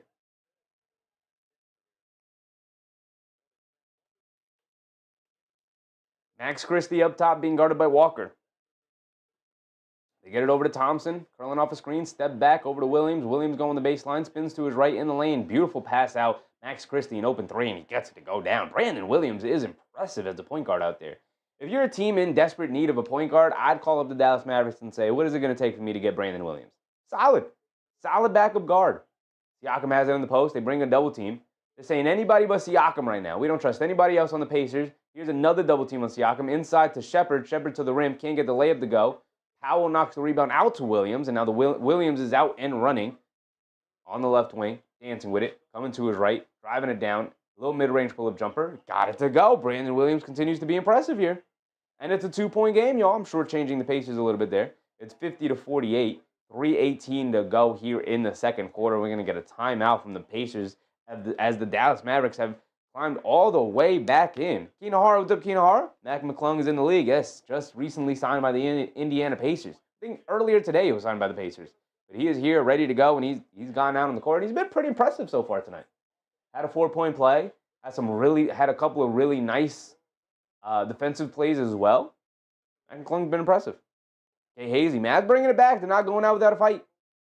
Not going out without a fight. I was just hyping up how well the Pacers were playing over the Mavs. And then Brandon Williams, I think, has really turned the tide for this Pacers team. Being a real point guard out there. Maybe we should play Brandon Williams a little bit more if I'm the Mavericks. You need a point guard. You need a point guard out there. And Brandon Williams is pretty good. I've been impressed. Pacers Nation said, why are they signing McClung? Too many injuries. You said it earlier, Pacers Nation. Too many injuries. Give the kid a chance. Have him out there. Notable name. Could be a part of your could be a third, fourth string guy that you keep on the roster in the long term. He's been impressive tonight. He knocked down a 4-point play. He knocked down a 3 and got fouled off a screen, off the dribble. He's made some really nice defensive plays.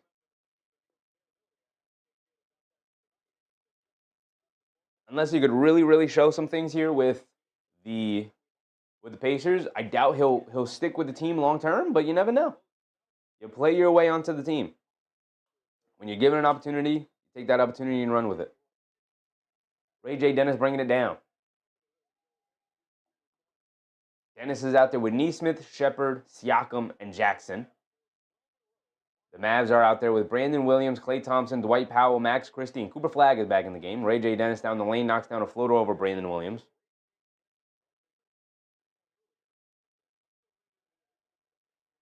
Brandon Williams up top, over to Flagg. Flagg inside the Powell. Powell in the high post, pulling it back out. Hands it off to Thompson. Thompson curling to his right, inside the Powell. Powell gets fouled. He's going to go to the rim for 2 free throws. As Siakam went up and hit the floor hard. Looking for a contest. Arson McConnell hurt. They have to keep their MAC quota, I guess. True. Got to keep the MAC quota high.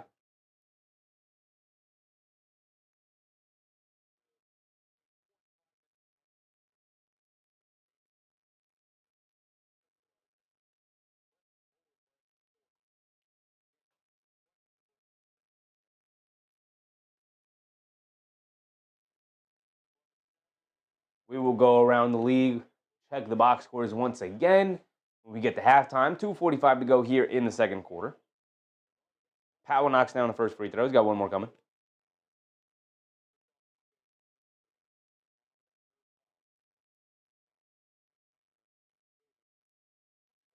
Powell knocks down both free throws. 52-50, still a 2-point game, 1-possession game here, 2:40 to go. Dennis gets it over to Shepard, up top to Siakam, over to Nesmith. Nesmith over to Dennis. Dennis dancing with it, coming to his left, back over to Nesmith, a quick catch and fire 3. Well short, can't get it to go. Long rebound out to Shepard. They swing it around. Dennis up top to Nesmith. They spring it out to Siakam. Siakam pump fakes, driving to his left. And an offensive foul on Siakam, running right into Dwight Powell. And Siakam very upset.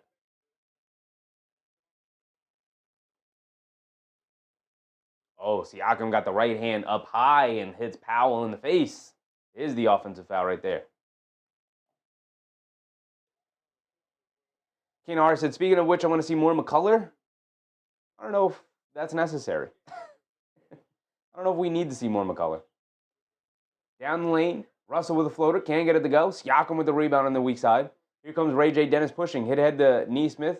Over to Shepard. Shepard tried to hit it up top. Russell continues his good play here. Comes up with the steal. Hit ahead to Thompson. Thompson back out to Russell. Russell has it on the right wing. Over to Thompson, and the pass is out of bounds.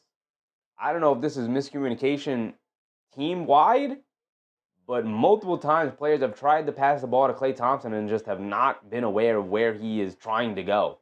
Is he cutting to the basket? No, he's fading out to the 3. Is he fading out to the 3? No, he's cutting to the basket here. Multiple times, his teammates have thrown the ball out of bounds. And a moving screen on Isaiah Jackson. The guy can't You just cannot stay out of foul trouble, man. Paige Nation said, when is the Knicks next game? The Knicks will be playing on Friday against the Chicago Bulls. Chicago Bulls are on the verge of starting the season 4-0. So it is an NBA Cup game as well. So the NBA Cup day is on Friday, where all the games will all apply for the NBA Cup standings, and the Knicks will be playing, starting off their journey for the Emirates NBA Cup on Friday against the Chicago Bulls. A back-to-back situation against the Bulls. They play the Bulls twice in a row. Max Christie to the rim, gets chased down, blocked by Huff. They swing it out. Thompson, the right corner three. Bounces on the rim a couple of times, can't get it to stay. Flagg can't grab the rebound. Siakam rips it away, and we're pushing the other way. Siakam, mid-range, fall-away mid-range jumper, gets it to go. Cooper Flagg bringing it down the other way. Flagg on the right wing, picked up by Siakam. Out to Powell, back to Flagg. Flagg coming to his left, driving it down, cross-court pass. Over to Thompson. Thompson, no hesitation, three. Continues to misfire. Flagg grabbing the offensive rebound. Impressive play. Goes up. Gets blocked by Huff at the rim. Got to kick that one back out, or you got to go up quickly. Cooper Flagg, you'll learn. Over to Huff. Huff in transition. Pump fakes from three. Out to Shepherd. Shepherd on the left wing. Up top to Siakam. Siakam being guarded by Flagg. Siakam runs right into Flagg and draws the foul. Foul on the floor. Siakam trying to get 3 free throws out of it, but they're going to say foul on the floor. Lanamona said, do you do football as well, Sheffy? I do not. I don't know enough about football to do a full games commentary on it. I don't think. Maybe I could. Maybe I do know enough to do a full game commentary on it. But I'm a very casual football fan. I don't know enough about the players. I would not be informative enough. There's a channel I like to watch for my football commentaries. The channel is Football Nation. So, shout out to Football Nation. He's great. Anamona said, hopefully we win the NBA Cup for motivation. Yeah, just something positive for the squad. Something positive. You need it for sure. Siakam splits a pair of free throws. 55-50 here. Pacers with a 5-point lead. Christie has it up top to get it over to Powell. Powell being guarded by Huff. Hands it off to Russell. Russell curling to his left. Up top to Christie. Christie spinning off of Shepherd. Has it at the post. Hands it off to Thompson. Thompson coming to his left. Inside pass to Christie. Christie cross-court to Flagg. Flagg up top to Russell. Russell pump fakes over to Thompson. Wide open right wing three. Can't get it to go with the shot clock buzzer. And a foul down low. Powell causing havoc. Excellent ball movement previously. Just couldn't. And they ended up with a wide open shot for Klay Thompson. Couldn't knock it down. Matt W. said, McClunkin ball finally gets an opportunity, an actual spot. Yeah, and he played well. He played well in his opportunity. He'll probably get another opportunity in the second half as well and continue to get opportunities. With the Pacers struggling with a ton of injuries. Powell knocks down another free throw. Got one more coming. Pacer Nation, did you know that the Colts are ranked number 1 right now? I did not. I do know Daniel Jones is playing well, though.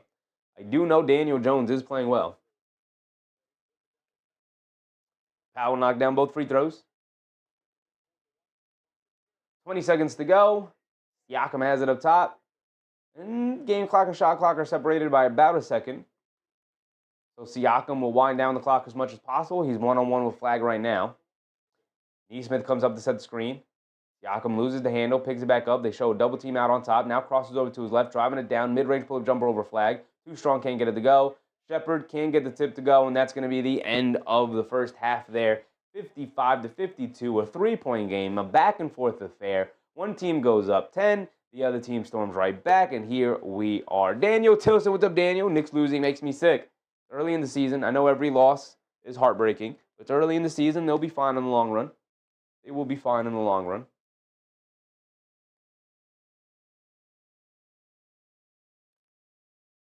We can look at the box scores real quick here, and then we'll go around the league a little bit. Some pretty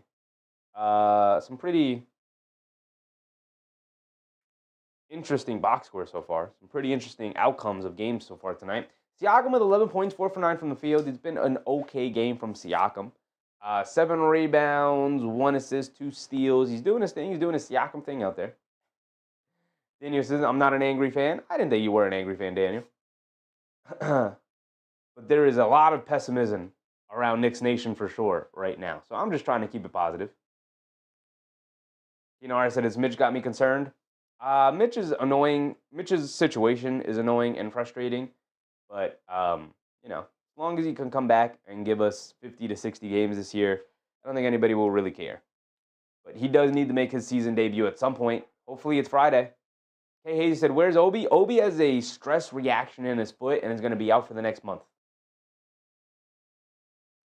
Daniel Tizen said, I fell at work about 50 feet, broke my ankle. Oh, my 50 feet. And you only walked away with a broken ankle? You might be blessed, Dan. You might be blessed. Hoping for a speedy recovery, my man. Hope you're all right. Jarace Walker, 10 points, 3 rebounds, 4 assists. Solid all-around game for Jarace Walker. Had a couple of not-so-great shot attempts. Couple of scary passes. Only has credited with the 1 turnover, but Isaiah Jackson continues to be a little bit of a disaster at center. 3 personal fouls, 3 turnovers. Only 2 rebounds tonight, 6 points. Continues to, if he could just stay on the court, he'd be really effective for the Pacers, but my man continues to be in foul trouble and continues to really, really struggle with the turnovers right now. Pacers Nation said, who is the starting guard for the Pacers since Nembhard is out due to injury? They didn't really start a point guard tonight. This was the starting lineup, Pacers Nation, here tonight. Pascal Siakam, Isaiah Jackson, the usuals. Jarace Walker got the start for Ben Mathurin. Aaron Nesmith is the usual starter. And Ben Shepherd got the start for Nembhard. So I guess Ben Shepherd was technically the starting point guard tonight. I guess. He is 0 for 4 from the field tonight, 0 for 3 from 3-point range. He does have 6 rebounds and 2 assists, playing hard. Ben Shepherd usually does. Nesmith 1 for 7, 1 for 3 from 3-point range. Jarace Walker and Pascal Siakam carrying the offense right now. They also did get nice contributions off the bench. Everybody scored. Quentin Jackson with 4. We're on this side. Quentin Jackson with 4. Ray J. Dennis with 8. McClung with 5. Huff with 2. And Tony Bradley with 4. So pretty decent contributions off the bench for an already injured Pacers team that has to go super deep into the bench to find a source of impact there. The Dallas Mavericks, Anthony Davis played 7 minutes and he is gone. He's gone probably for a while. So I looked it up, and apparently he had, coming into tonight already, been diagnosed with inflamed Achilles in both ankles. So there was that. And yet they were still playing him. So he played 7 minutes tonight. He walks out holding his ankles after a made floater he made along the baseline. Comes up limping a little bit, holding his feet and his ankles. He gets taken out. He goes back to the locker room. He's likely done for the night, and he's likely done for a while for the Dallas Mavericks. Yet again, Mr. Glassman himself, incapable of staying on the court. And yes, they traded Luka Doncic for him, but, there's that. There's that. P.J. Washington not having a great impact tonight. 3 points only for P.J. Washington, 1 for 4 from the field. Cooper Flagg, 2 for 4, 4 points, minus 11 for Flagg. Does have 5 rebounds, 2 assists, 2 turnovers, a personal foul. Not too impactful for Cooper Flagg, although you do notice him when he's out there, which is always a good sign in the long run. Klay Thompson with 5 points. He only hit 1 3. He's 2 for 8 overall, hit 1 3. Max Christie, 6 points. He hit 1 3. So, kind of egalitarian scoring. A lot of their bench scoring is coming. A lot of their scoring overall as a team has come off the bench with D'Angelo Russell with 10. And my man Brandon Williams. I've known he's been solid, but I'm becoming a bigger fan of Brandon Williams having watched him here tonight so far. I'm pretty impressed.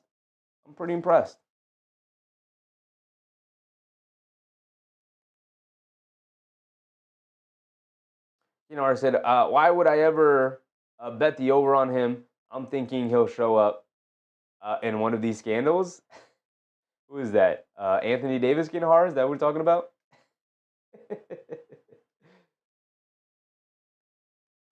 AD, yeah. Yeah, I get it. I'm going to have to put tape up here so I know exactly where I pull the green screen to.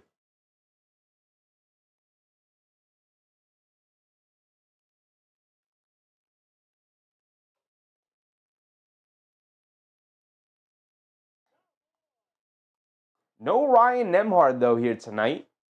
Would have been interesting to get an Andrew Nembhard, Ryan Nembhard matchup here in the NBA. Eventually, we'll get it eventually. But interesting, no Ryan Nembhard, despite all of the injuries. I guess I'd still play Brandon Williams, D'Angelo Russell over him as the guards, but not starting a point guard out there is kind of crazy for me still with the Dallas Mavericks.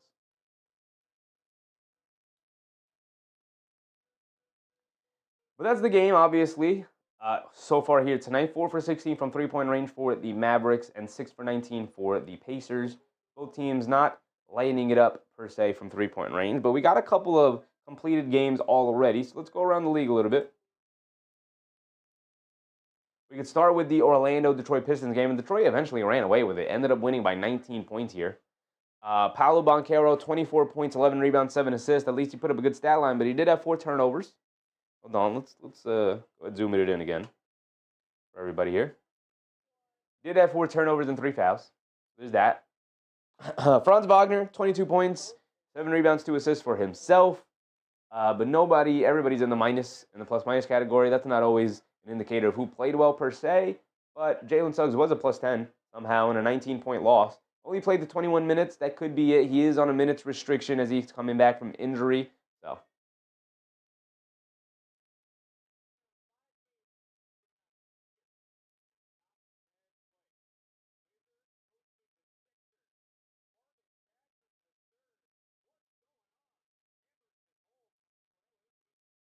I said Orlando looking super disappointing. Yeah, they now fall to 1-4 on the season. They were 1-3 coming into tonight. They now fall to 1-4 on the season. Detroit improves to 3-2. We get a look at the standings as well, right? We can go around the league that way as well. I was looking at the Bulls game. I was looking at the Bulls because they're about to win tonight. So if we go through box scores here, look at some of the completed games before we go over the games that are starting now. The Rockets beat the Raptors. We went over that one. The Rockets took down the Raptors, opened it up towards the end, ended up winning by 18. The Celtics ended up blowing out the Cavs by 20 points, and now the Cavs fall to 3-2. And the Celtics improve to 2-3 after starting the season 0-2 or 0-3. They now improved, winning their last 2 to 2-3. Magic fall to 1-4, and the Pistons improved to 3-2. Early season results, fellas. Lakers Timberwolves had tipped off early in the first quarter there. Blazers Jazz are in the second quarter, 43-47. That is a close game. Larry Markkinen coming off his 50-point performance the other night. Pacers Nation, do you think tonight may be the Pacers comeback from their losses? Do I think they'll win tonight, Pacers Nation? I do. I think overall they've played better than the Mavericks. I think if they clean up a couple of things, they should be able to walk away with a victory tonight. But, it's all about health. All about health with the Pacers right now. Obviously, down your superstar player, you're not expecting to compete for a championship this year, but you should still be able to make the playoffs and make some noise a little bit. The Nuggets are beating up on the Pelicans here. I assume no Zion yet again.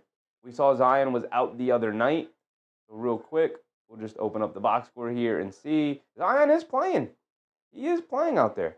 My bad, Zion. DeAndre Jordan got the start. DeAndre Jordan is out there. Why is DeAndre Jordan on this roster? Shout out DeAndre Jordan. What's Nick always in it? Even if maybe he talked down about the franchise a little bit. Jeremiah Fears inserted into the starting lineup. Interesting. Jordan Poole on the bench now. Wow. Fears in the starting lineup and Poole on the bench. I just assumed there was some injuries, but no. No, they're just straight up starting Jeremiah Fears. Their rookie point guard. Okay, they did use a top 10 pick on him. Clearly investing him in early. The Nuggets are just rolling here. They're up by 18. And Jokic is 5 for 6. They have nobody who could guard him. 11 points for him. 5 rebounds, 5 assists already. He's halfway to a triple-double with 6 minutes to go in the second. Gordon with 6. Cam Johnson with only 1. Jamal Murray with 4. Christian Brown with 8. Just kind of getting contributions all over the place. Everyone who's played has scored for the Denver Nuggets here. So they're hooping. Daniel Tosin said, Pacers are a frisky team. Yeah, man, they've got great infrastructure, the Pacers. So even with all the injuries, they're still able to maintain, which is why I think the Knicks should just rest Karl-Anthony Towns. Trust your team. Trust your depth. You'll be fine. Rest Karl-Anthony Towns on the quad. He does not look good right now. Is not moving well. Kings Bulls. Bulls are on the way to starting the year 4-0. It is the start of the fourth quarter, so the game is Far from over, obviously. They're up by 14 here against the Sacramento Kings. The Sacramento Kings playing the former Bulls backcourt of DeMar DeRozan and Zach LaVine out there. LaVine with 22, DeRozan with 17. Sabonis with 14, 8, and 5. Westbrook in the starting lineup as well with 11, 2, and 3. Again, a far cry of the man he used to be, which is fine. It's fine. But we know the things that hold Westbrook back overall. Malik Monk off the bench with 13 points. Keon Ellis with 8 points off the bench. Shout out Keon Ellis. Always been a big fan.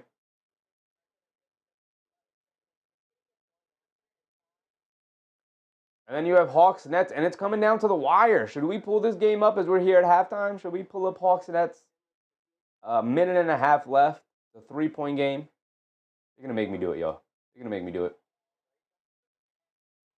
Let me do this. Let's do the multi-view. Pull up a second game here. Oh no, I can't do that. I have to go open up the Gotham Sports app. My bad.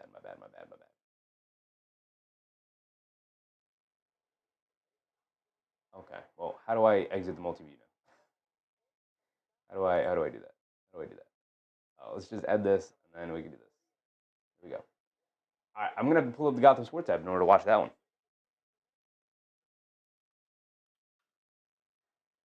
Because obviously, I'm in the Northeast area, so I can't watch it at NBA League Pass. I need a separate subscription service.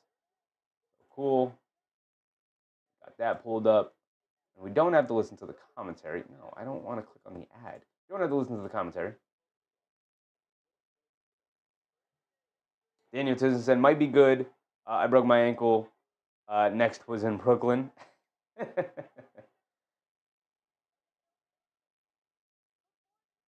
right, here we go. Alexander Walker has it up top. Get it over to Kennard. The Hawks are up by 3, and they have the ball in a minute to go. Out there with Daniels, Nickeil Alexander Walker, mid-range jumper at the buzzer. Can't get it to go at the shot clock buzzer. MPJ with the rebound. Shovels it over to Terrence Mann. What are the Brooklyn Nets? They're 0-4 to start the year. Get it over to Cam Thomas. Thomas coming to his left. Steps through. Inside to Claxton. Lefty hook. Can't get it to go. Fight for the rebound. Can't get it to go. And then Kennard secures it, and that should end it right there. Wide open look. Wide open lefty hook shot. You got to get that to go down, man. You got to get that to go down, Claxton. Brooklyn Nets are on the verge of starting the year 0-5. To be expected.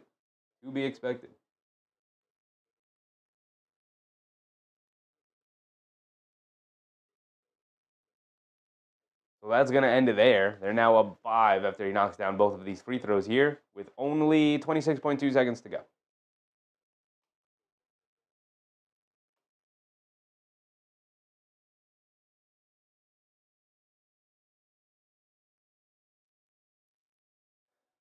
And the Bulls, man, Bulls are good. The Bulls are good. How's the poll going? Warriors Bucks currently winning the poll now. Heat Spurs not far behind, though. 42% for Warriors Bucks, 39% for Heat Spurs. Not a ton of people want to watch Magic Hornets. Not with the Magic dropping the 1-4 now. I get it. Cam Thomas. We're about to check back into the game here. Way too much. Just shoot the 3, Cam Thomas. What are you doing? 15 seconds to go. I'm pretty sure this game is going to be over, so I'm going to go ahead and get up out of there. Yep, that game has officially ended, and the final score is 117-112. There you go. So let's get back to where we were here. Zoom it out a little bit, get back to our game cast, and we are starting the third quarter as Max Christie for the Mavericks, bringing the ball down.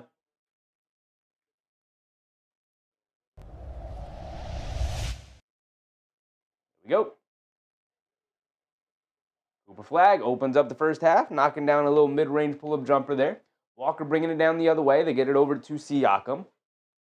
Siakam driving it down to his left, kicks out to Walker. Nice screen for Jackson there. Isaiah Jackson to open up the open Walker 3, but he can't get it to go down. Siakam knocks it out of Flagg's hands. Max Christie able to pick it up and save the turnover. over to Powell, shoves it over to P.J. Washington, driving it down. Floater can't get it to go, but fouled by Isaiah Jackson as the fouls continue to mount for Isaiah Jackson, his fourth. He's going to have to come up out of the game. What are you doing? Anamona said, is Chicago the surprise team this season? They're getting off to a very good start. Maybe that's a bit surprising, I guess, but they're decent. They're a decent team. They're a play-in fixture, so I expected them to be decent. But, 4-0 start is, I guess, a bit surprising, yeah. I got to stretch my leg out, guys. I'm sorry. P.J. Washington misses a free throw, excuse me. Can't get it to go. Jay Huff subbing in here. My man, Jay Huff.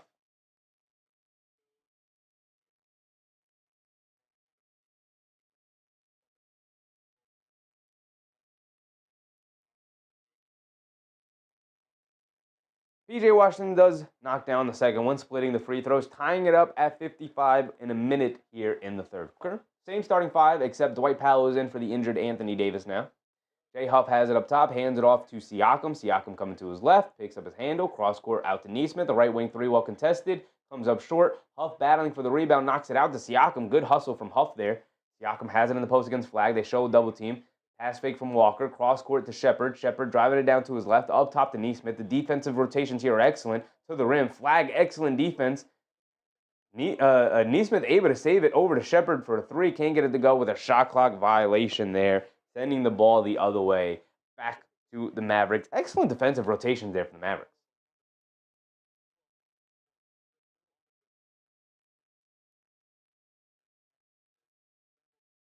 Pacers Nation said, hope y'all have a good night tonight. Appreciate you. God willing, hopefully the Pacers come back stronger tonight with a win and have a good night, everyone. Appreciate you, Pacers Nation, man. Have a good night. Thank you for coming out.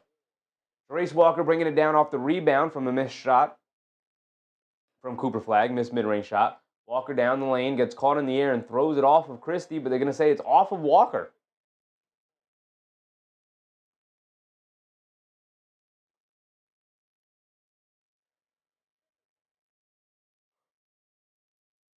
Good defense from Max Christie there to get it over to Flagg in the high post. Flagg over to Christie, inside pass to Powell. Powell leaning in, gets the layup to go. And the foul on Ben Shepard. Dwight Powell has been a beast since coming into the game.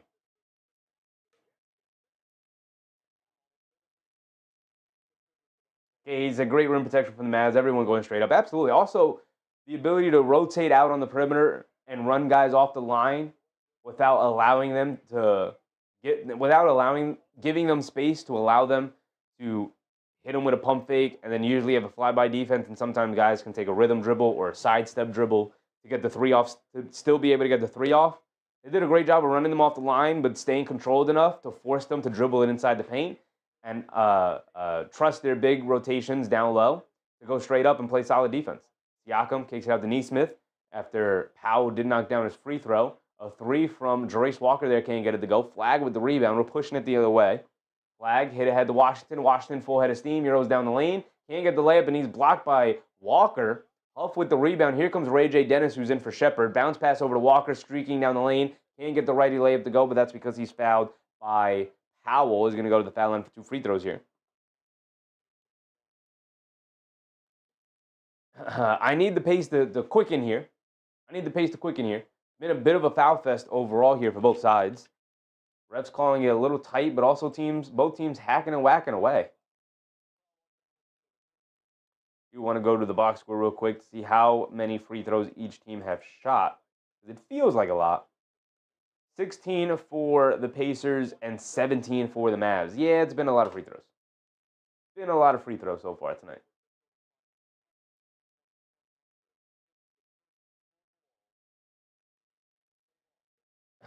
Trace Walker makes the first free throw. Got one more coming.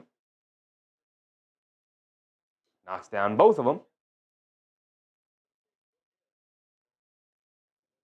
Christie will bring it down for the Mavs. Has it up top. Gets it over to Flagg. Flagg tries to hit Christie cutting down the lane.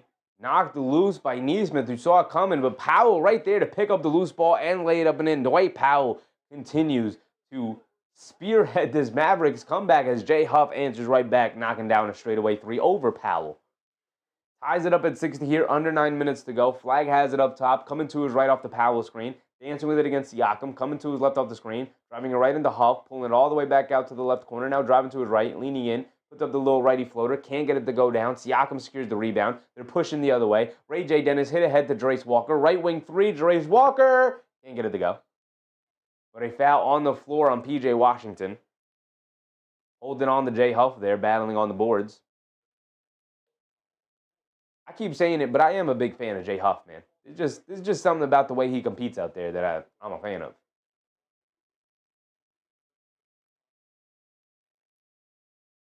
8:30 to go here.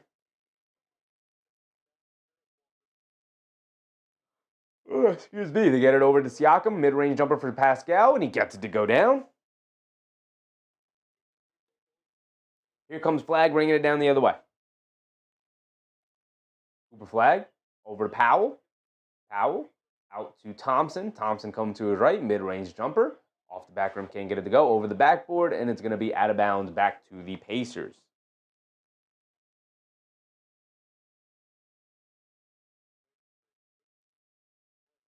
D'Angelo Russell coming in. Najee Marshall coming in. Thompson and Powell to the bench. Powell's going to stay in. No, Powell's going to come out. No, Powell's going to stay in.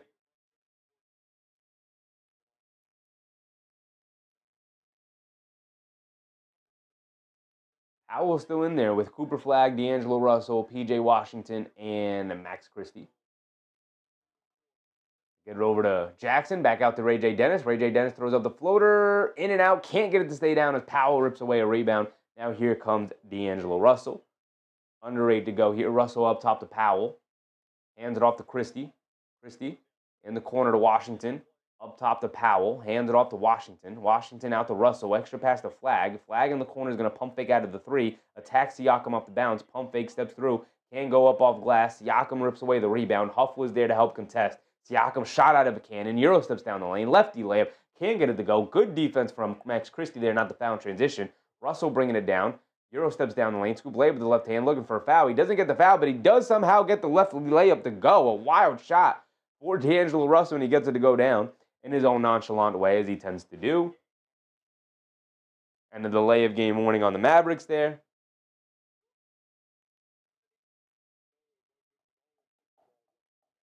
So the Pacers will bring it down here. 7:19 to go here in the third quarter. A back and forth affair now. The Dallas Mavericks were down by as many as 14, I believe, and they battled all the way back to tie it up, even without their stars. Obviously, the Pacers dealing with a ton of injuries themselves. Ray J. Dennis up top, coming to his left off a Huff screen. Picks up his dribble, gets it out to Siakam. Siakam driving to his right, past Christie. Scoop lay with the right hand, gets it to go, and the foul for Pascal Siakam. Going to the foul line for one more. 7 minutes to go. And the fouls continue to rack up for both sides here.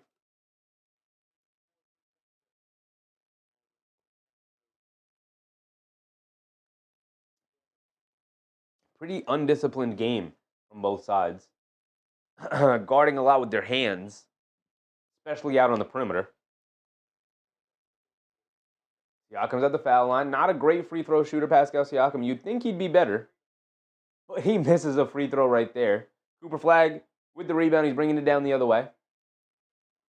Flagg is now with 6 points and 8 rebounds. He is rebounding well. Flagg, stop, turn, step back, hands it off to Russell. Russell driving it down, leans in, throws up the floater, gets it to go down over Nesmith. Siakam bringing it down. Stops, turns, spins, kicks out to Nesmith. Nesmith driving it down, kicks it out to Walker. Walker's going to settle for another 3 over Flagg. Can't get it to go down. Settled for a bunch of 3 so far tonight. He hit 2 early in the first quarter and hasn't hit another one since. Russell up top, coming to his left. Beautiful pocket pass inside to P.J. Washington, who smokes the layup. Does grab his own offensive rebound. Goes up. Doesn't get fouled. No, he does get fouled. I was going to say, there was a lot of contact there. But P.J. Washington smoked the layup. He's got a little smile and a laugh about it. Apologizes to D'Angelo Russell for stealing the assist away. Did give himself an offensive rebound. And he will go to the foul line for two free throws to try and save the possession there.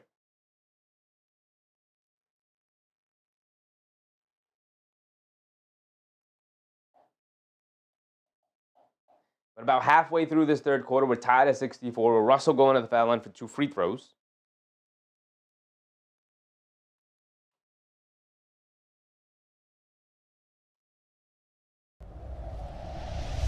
Back to box score watching. And the Kings have pulled, the Bulls have pulled away from the Kings. They're now up by 14 here.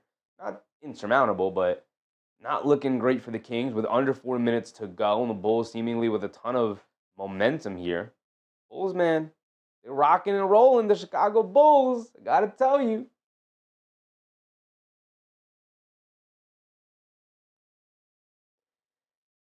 The Pelicans have made their way back into the game against the Nuggets. Only a 6-point game here. Jokic is sitting with 11, 7, and 6 at halftime.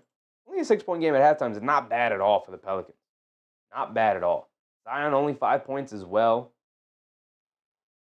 Yves Missi off the bench. They didn't even start Yves Missi tonight? They started DeAndre Jordan ahead of Missi? Makes sense. Makes sense. Missi can be a bit erratic. It's only his second year here. Derek Queen off the bench, 0 for 3. 2 turnovers. Not a great night for Derek Queen so far. Jordan Poole, 1 for 6. Not a great night for Poole. Minus 15 when he came into the game, along with Jose Alvarado.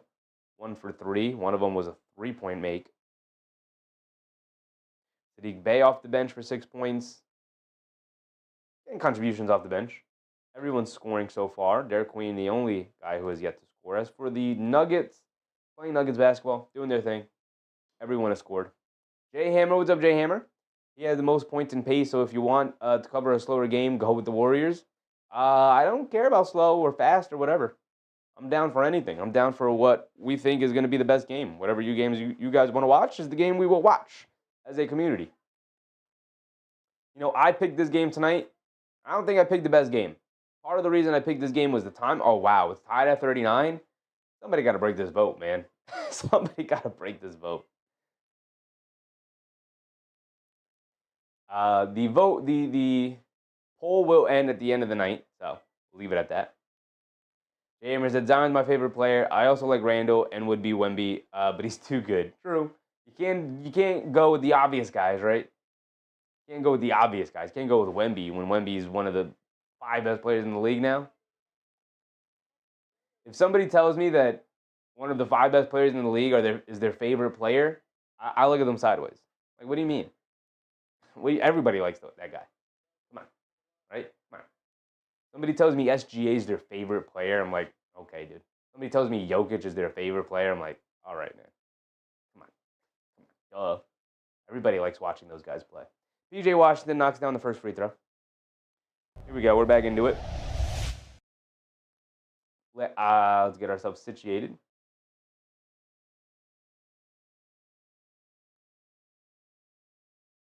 Washington's got one more coming.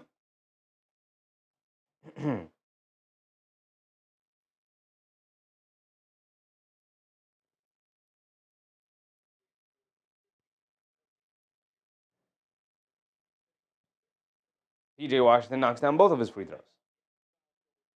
Ray J. Dennis bringing it down. My man, Ray J. Dennis. As we approach the halfway point here in the third quarter, Jay Huff a straightaway 3. He can't get it to go. Washington with the rebound. Here comes Max Christie. Christie, right side of the court, bringing it down. Coming to his left. Driving it down. Hands it off to Russell. Russell calling for a screen with Washington. Washington starting to get active here in the second half. Pocket pass from Russell. Try to kick it in the corner. Good hands from Jarace Walker to knock it out of bounds.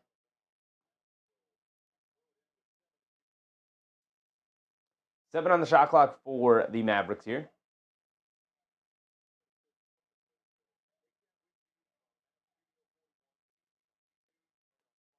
James said, I like power forwards who post up defend. Isaiah Stewart, a good name. Good name to bring up in that case. A pull-up 3 for D'Angelo Russell. Can't get it to go. Walker comes flying in for the rebound. Quick outlet to Dennis. Dennis bringing it down. Coming to his left. Out to Walker. Walker up top to Neesmith. Raise it over to Huff. Huff pump fakes. Driving it down. Euro step. Slow Euro step. Tries to kick it back out to Neesmith, but knocked out of bounds by Washington.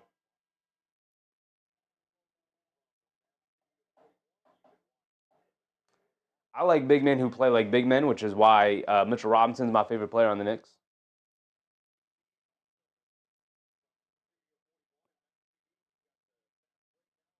Why Giannis is probably my favorite player in the league. I know what I just said about best players in the league. I know what I just said. Giannis is probably my favorite player in the league to watch. Dennis down the lane, throws up the floater, gets it to go.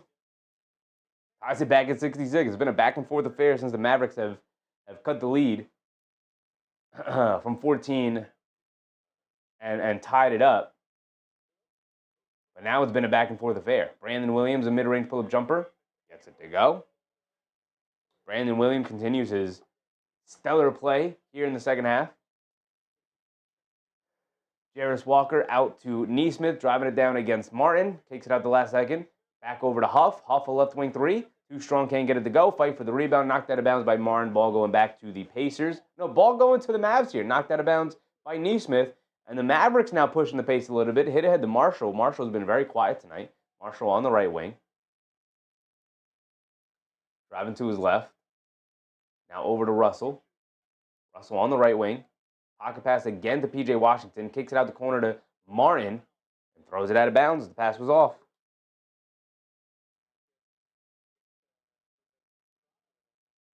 Here comes Ray J. Dennis bringing it down.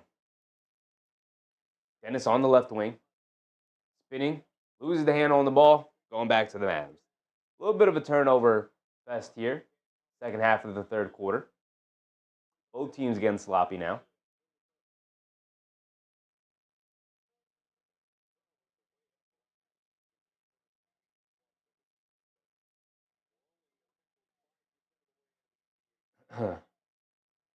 Brandon Williams driving it down. Kicks it out to Russell. Russell gets fouled. They're going to call it on the floor. No shot attempt for Russell. So it's side out of bounds.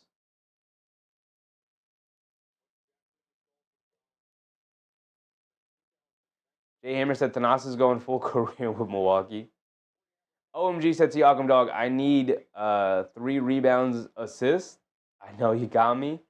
Siakam checking back into the game here. 15 points, 10 rebounds, 1 assist. You need 3 more rebounds and assists. I think you'll get it. We got a whole quarter to go, and it's a close game here. Mavericks up by 2. Russell inside the Washington gets blocked by Huff. That's after they call the foul on Shepherd. Shepherd, like Isaiah Jackson for the Pacers, Shepherd is incapable of staying out of foul trouble so far tonight. Oh, that's only his first foul. No way that's the first foul on Shepherd. No way. No way that box score is correct. I feel like Shepherd has like 5 fouls now. Big Rud said, Bulls back in first. Just talking about how great the Bulls have been playing, Big Rud. Back in first, my man, back in first. P.J. Washington at the foul line with 2 free throws. They're now in the bonus. He misses the first one. Working your way to get to the foul line only to miss free throw after free throw after free throw. I'll tell you that. Washington misses the first one. And he knocks down the second one. 4 minutes to go here in the third quarter. Dennis up top to Quentin Jackson. Pump fakes behind the back. Driving it down in the lane. Scoop blade with the right hand. Got it to go. Nice move from Quentin Jackson. If I'm a team in need of a point guard, I'm calling up the Pacers about Quentin Jackson. I'm calling them up about Ray J. Dennis. He's not bad either.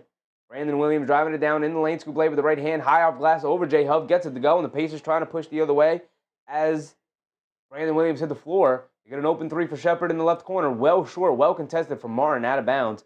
Going to go back to the Mavericks here. Where are we at? 71-68. 3:30 to go.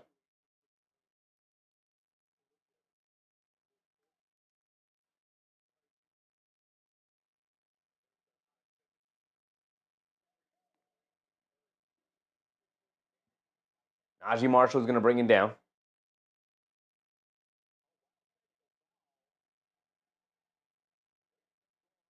Quinn Jackson and D'Angelo Russell getting into it a little bit. The ref had to step in. Going to get technical fouls here.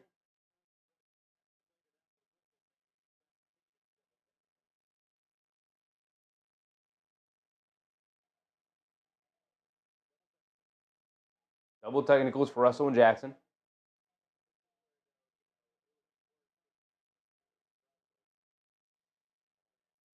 So no free throws. Double technical for Quentin Jackson. For Quentin Jackson and D'Angelo Russell.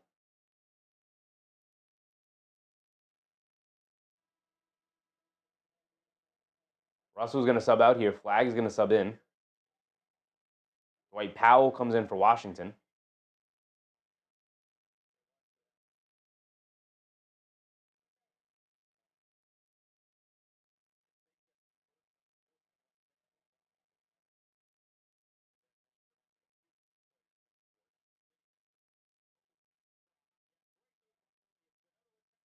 Brandon Williams can't get the layup to go. The Mavericks broadcast was too busy showing a replay of the fracas for the 4th time in a row, and so we didn't get to see the move by Brandon Williams, but he did end up missing the layup. And then the Mavericks foul the Pacers coming down the other way of the court. 3:20 to go here. Here's the play all the way to the rim. Can't get the layup to go. Now the Pacers will bring it down the other way. We've got yet another whistle. Refs love blowing the whistle so far here tonight in this game. Ray J. Dennis has it up top. About 3 minutes to go here. Coming to his left off a huff screen. Sprays it over to Quinn Jackson. Pump fakes. Driving to his right. Crosses over to his left. Kicks it out to Siakam. Siakam coming to his right. Flagg picks him up. Crossing over to his left. Leans in. Loses the handle. Caleb Martin picks it up. Driving it down. Pulls it all the way back out. Up top to Marshall. Cross-court pass to Brandon Williams. A right wing three for Brandon Williams. Too strong, can't get it to go. Mac McClung with the weak side rebound. He had a good first half. Let's see if he can continue it here in the second half. McClung, quick crossover on Flagg, gets to the rim. Chase down, blocked by Flagg. Here comes the Mavs pushing up ahead. Marshall runs right into Huff. Scoop layup, can't get it to go. No foul call, ton of contact. Now we're pushing the other way. Hit ahead to McClung, over to Huff, back to McClung. McClung left wing three over Powell. Too strong, can't get it to go. Long rebound. Ray J. Dennis able to come out with it. Out to Quinn Jackson. Pass fake, pump fake, jab step, three. Too strong, can't get it to go. Brandon Williams with the rebound. Here comes Flagg pushing the other way. Now we're getting some NBA action here. Up and down fast pace here. 2:20 to go. Flagg has it in the post against Mac McClung. Puts up the floater, can't get it to go. He's frustrated with himself, missing shot after shot so far tonight, but he does draw the foul. He's going to go to the foul line for 2 free throws.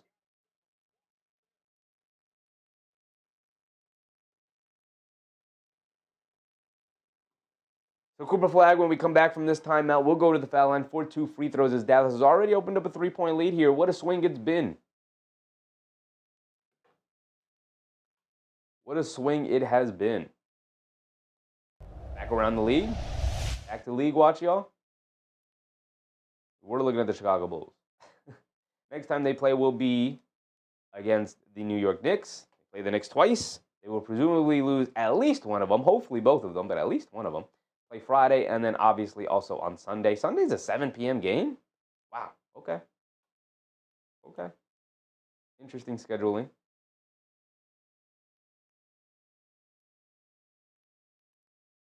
So we can get rid of that. The Chicago Bulls did end up beating the Kings by 13 so far tonight. Who's playing well for the Bulls here? What is going on? Buzelis continues his stellar play. What is he averaging on the season so far? My goodness. He is taking that leap that I don't know if anybody thought he'd be taking in his second season. He's only averaging 13.3 points. But he had a couple of stinkers in there, right?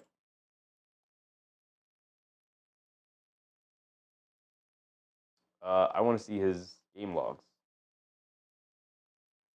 Buzelis, 21 in the opener. Only 3 against Orlando in a win.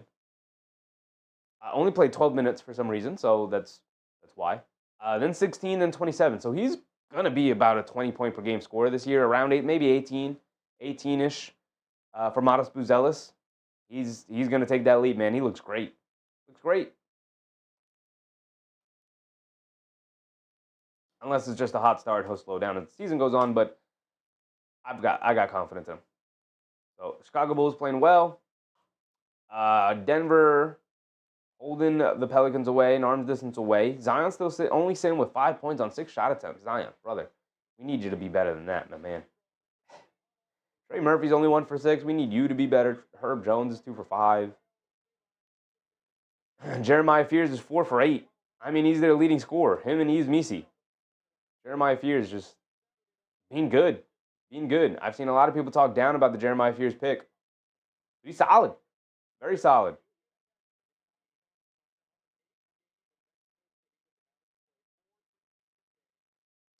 Blazers Jazz is a close game at halftime. High scoring game. 79-73. Marking it with 19, following up his 50-point performance the other night. Lakers Timberwolves. Obviously still no Luka. Austin Reeves still going off, though. 10.7 assists at halftime.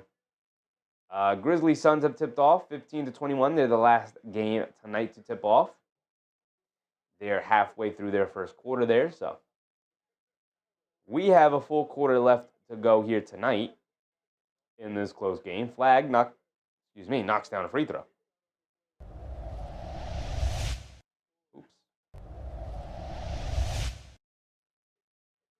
Flagg knocked down the first free throw. He's got one more coming.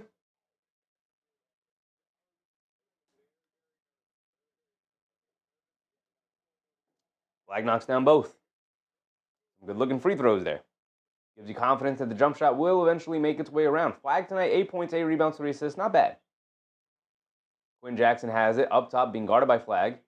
Get it out to Siakam. Siakam driving it down against Najee Marshall. Blows right past him to the rim. Can't get the layup to go. Flagg battling for the rebound, but can't hold on to it. Knocked out of bounds by Quinn Jackson. It'll stay with the Pacers here.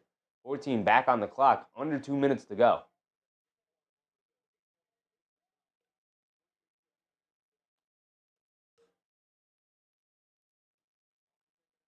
McClung gets it into Jackson. Now out to Tony Bradley, who's in. Hands it off to McClung. Curling off to his left. Down the lane. Throws up the floater. Gets it to go down for Mac McClung. Brandon Williams bringing it down. I'm becoming a big fan of Brandon Williams. Get it into Powell. Powell has it in the high post. Takes it out to Brandon Williams. Coming to his right. Looks like the Pacers are in a zone here. They get it over to Marshall. Marshall. Got nowhere to go. Up top to Williams. Tries to split the defense. Gets it knocked out of his hands. He's looking for a foul call. He's not going to get it. Quinn Jackson over to Siakam. Down the lane. Scoop layup. Right hand. Can't get it to go. Great defense from Najee Marshall there to go straight up. Battling for the rebound. Out of bounds. It's going to stay with the Pacers.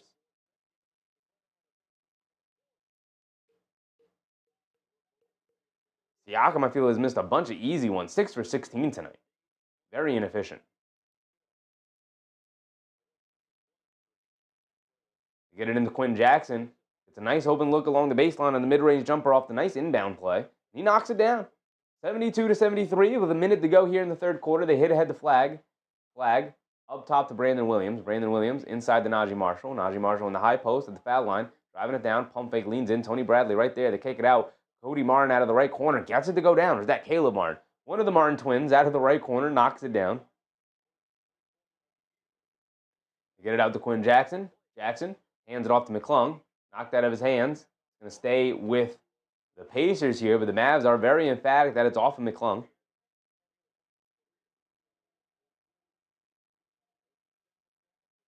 And Dallas is going to use a timeout and a challenge here. We're going to get another stoppage in play. 75-72. A pretty low-scoring third quarter here. 17 for Indiana. 23 for Dallas. It's been a bit of a foul hack. Foul fest here so far.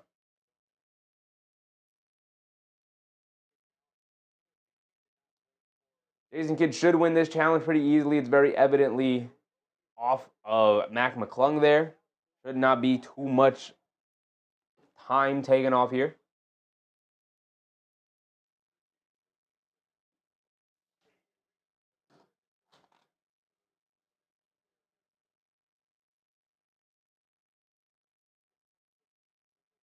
Yeah, it's off of his chest. Goes off of his chest. Martin knocks it off of McClung. Good play there.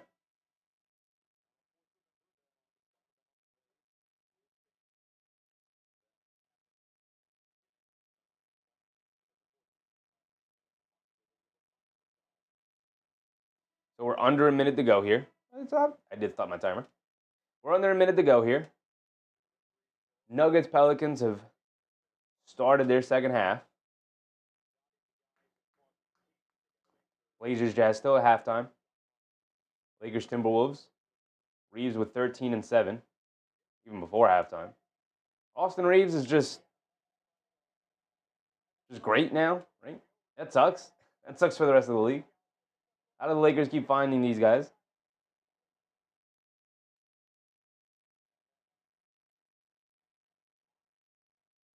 What I do want to do, probably at the end of the third quarter here, is go through the standings of each conference. I have not looked at the standings. It's too early in the season to really care about the standings. But just get a canvas of the league, what the standings are looking like, where each team currently stands. So we'll look at that at the end of the third quarter here. Martin gets it into Williams. Williams will bring it down. 45 seconds to go. Williams up top. Mavs obviously get the ball back. Successful challenge from Jason Kidd. Cooper Flagg, cross-court pass to Martin. He just hit one from the right corner, and he hits one from the left corner here, knocking down another three. And now the Mavericks. Oh, no, they call it a long two. Excuse me. 72-78. Siakam driving it down, mid-range jumper over Marshall, can't get it to go. Powell with the rebound, hit ahead to Brandon Williams, hit ahead to Martin. Martin, Euro stepping down the lane, a lot of contact, draws the foul, McClung, and Martin's going to go to the foul line for 2 free throws here with 20 seconds to go in the third quarter. Now Martin getting unleashed. 2 straight jump shots, and now driving to the rim, drawing the foul. Another assist for Cooper Flagg, by the way. He's now with 8, 8, and 4. Solid night overall. The scoring has not caught up with him yet, but he's still doing all the other little things. Lanamona said, Lakers not winning a championship as LeBron's last year? Probably. And they are not winning a championship. Although I'll tell you what, Luka's on the court and you're going up against Luka, anything could happen. That man's damn good at basketball. Martin misses a free throw, of course. How many free throws? We got to look at the box scores and see how many free throws they've missed. I feel like they've missed 10, 12 free throws tonight. Every time we look up, they're splitting a pair of free throws. Martin's got one more coming. Oh, I have it on 79 already. Are they going to get it? They do get it. 72-79, 20 seconds to go. Should be the final shot of the quarter here as Ray J. Dennis brings it down. Now gets it over to Siakam. Siakam has it up top. 7-point deficit for the Pacers now. Siakam coming to his right, now crossing over to his left, rejecting the screen. Euro steps down the lane, draws the foul. He's going to go to the foul line for 2 free throws. More free throws, y'all. More free throws. The longest end to the third quarter we've had in a while.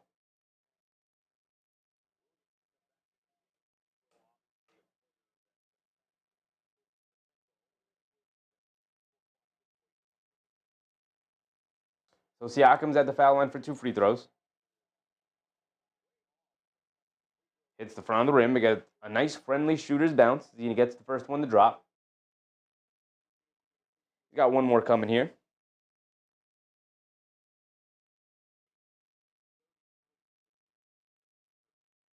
Siakam has struggled from the foul line so far tonight, but he knocks down both.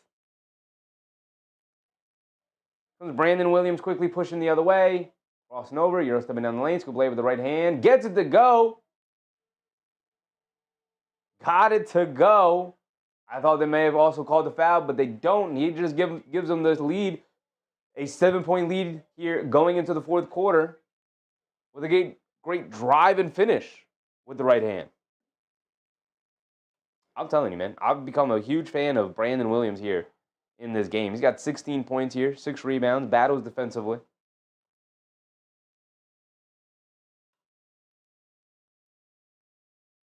So real quick, I want to go through the box score, not because I'm interested in any specific thing other than free throws. They're 15 for 21. They've missed 6 free throws tonight, the Indiana Pacers. The Dallas Mavericks are 20 for 25. They missed 5. 25 free throws, 21 free throws. It's been a foul fest, y'all. Been a foul fest. Got one more quarter left. 12 minutes back up on the clock. And like I said, I do want to look at the standings real quick. I have yet to look at the standings so far this season. Obviously, it's extremely early in the regular season here. Where do we stand? Chicago Bulls all the way to the top, tied with Philadelphia 76ers. Just as we all predicted, the top 2 teams, last 2 undefeated teams in the Eastern Conference, just as we all thought would happen, the Chicago Bulls and the Philadelphia 76ers still in the top of the conference at 4-0. Point differential for the Chicago Bulls is plus 8.5. Miami Heat's plus 15.7. The Knicks, 2-2. Cleveland, 3-2. Detroit, 3-2. Milwaukee, 3-1. Brooklyn Nets 0-5, and the Pacers are 0-3. They're looking for the first win of the season, the Indiana Pacers.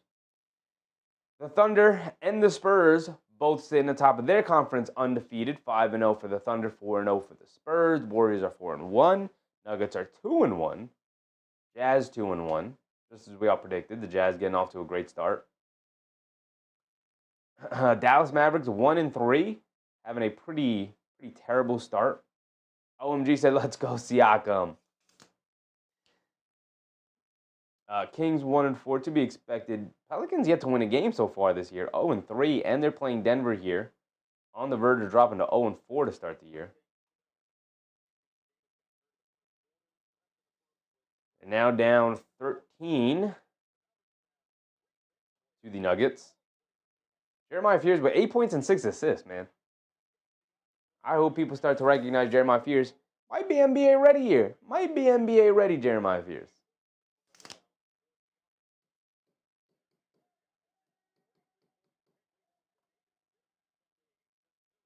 Max Christie bringing it down. Start of the fourth quarter. Here we go. 12 minutes on the clock. Let's get a good ending here.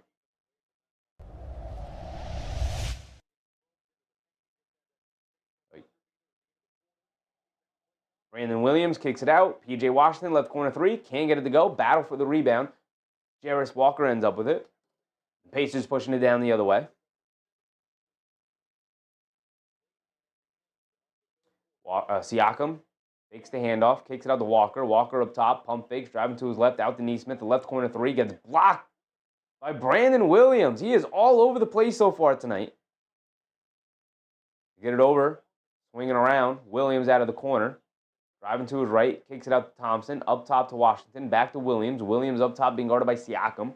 Coming to his left, over to Washington, dancing with it. Crosses over to his left, loses the handle. Ray J. Dennis picks it up. They're pushing the other way. Ray J. Dennis going to go all the way to the rim. Gets blocked by P.J. Washington.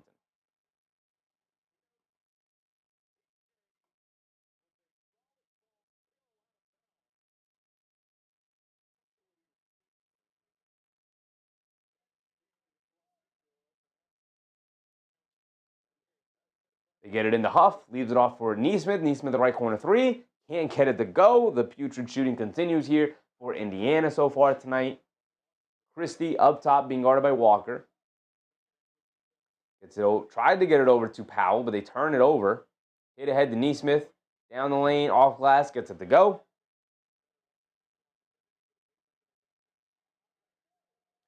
Brandon Williams up top, coming to his right.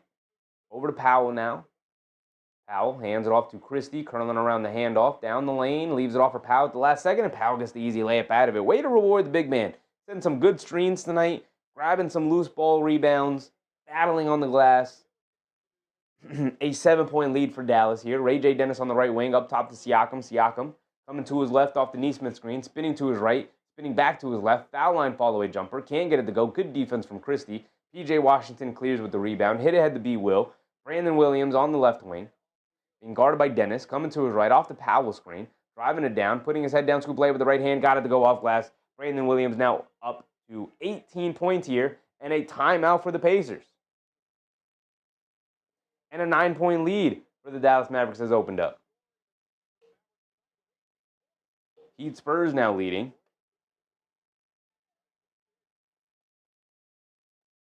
Heat Spurs now leading Warriors Bucks ever so slightly. But it is leading.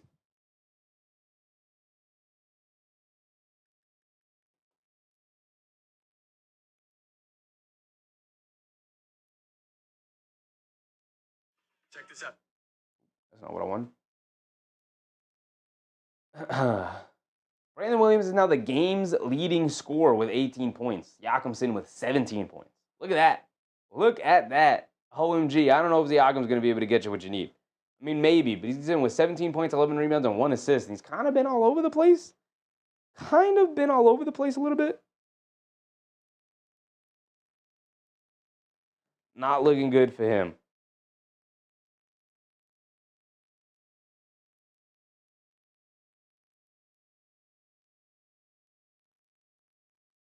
You get a full timeout from the Pacers with 9:50 to go here. 9:50 to go here in the fourth quarter. Dallas starting to pull away a little bit. Pacers don't have too many. They don't have too many answers here for what the Dallas is giving them. Somebody needed to step up, and it's been Brandon Williams tonight.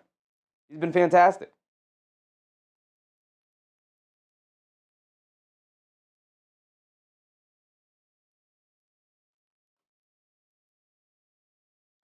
Pelicans Nuggets. Wow, okay. So Denver Nuggets just pulled away big time. 82-51 with 4 minutes to go in the third. Zion now up to 7. Great, nice. Lamar said, I would like to watch Warriors Bucks because Giannis and Steph Curry, yeah. That is a great reason to watch that game for sure. 17, 11, and 8 for Jokic. Murray with 14. Christian Brown with 14. Strawther's coming to the game with 6. Bruce Brown knocked down a 3. Tim Hardaway Jr. knocked down a 3. Valanciunas with 6 off the bench. Payne Watson knocked. Everyone scored. Cam Johnson's with 7. 2 threes. Now they're up 24. Pelicans looking rough. They're looking rough.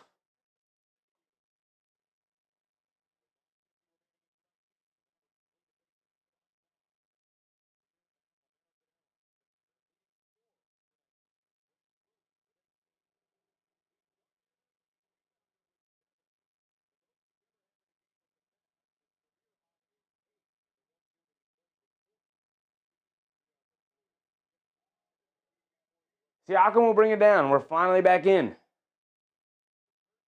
Now they get it over to Shepherd, who's also finally back in the game. Coming to his left off a Bradley screen. Out to Siakam. Driving to his right. Down the lane. Pulls it back out. Out to Walker. Walker's going to dance with it. Walker's going to dance with it. I'll get it out to Siakam. Siakam down the lane. Throws up a floater. And they call the offensive foul. Pascal Siakam jumping into P.J. Washington. Hits him across the face inadvertently with the forearms, but it still happens. It still happens.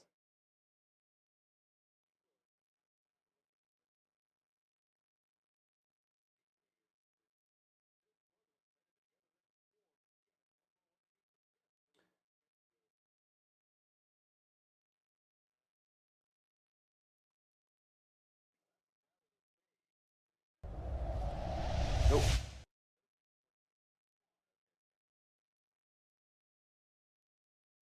P.J. Washington's trying, and Brandon Williams are trying to get the refs to look at this for a possible flagrant foul on Pascal Siakam. He's just rising up to shoot a shot. Inadvertent elbow to the face. It is what it is. Here we go. Mavericks with a 9-point lead, trying to build a double-digit lead. Brandon Williams bringing it down. Up top to Max Christie. Christie over to Williams. Williams on the right wing, coming to his left off the Powell screen, driving it down, pocket pass to Powell. Powell to the rim, gets the layup to go, and a late foul call, and one for Powell, as Dallas is now up by double figures.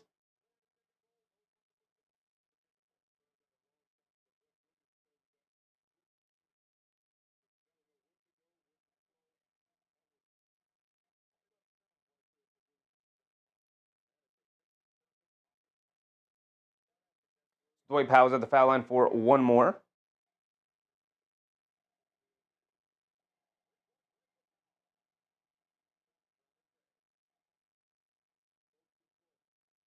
Knocks down his and one free throw. Trace Walker down the lane, can't get it to go. Ben Shepherd right there on the weak side gets the layup to go. Under 9, Max Christie. Over to Williams. Pocket pass to Powell. Powell spins back out to Williams. Williams up top, driving to his right, down the lane, behind the back, pulls it back out to P.J. Washington, over to Klay Thompson, left corner 3, can't get it to go. Klay Thompson has been somewhat invisible so far all night long. A pull-up 3 for Jarris Walker. Splashes it, nothing but net. Okay. Been misfiring all night long. He gets that one to go. We're going to get a timeout from the Mavericks.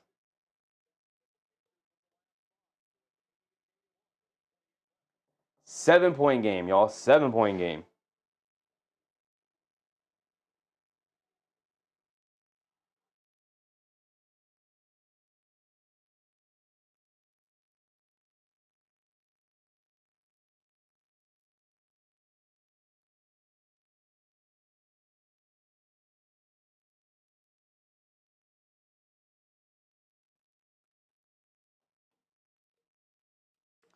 Warriors Bucks has jumped ahead in terms of the game we are going to watch tomorrow. Should be a good game.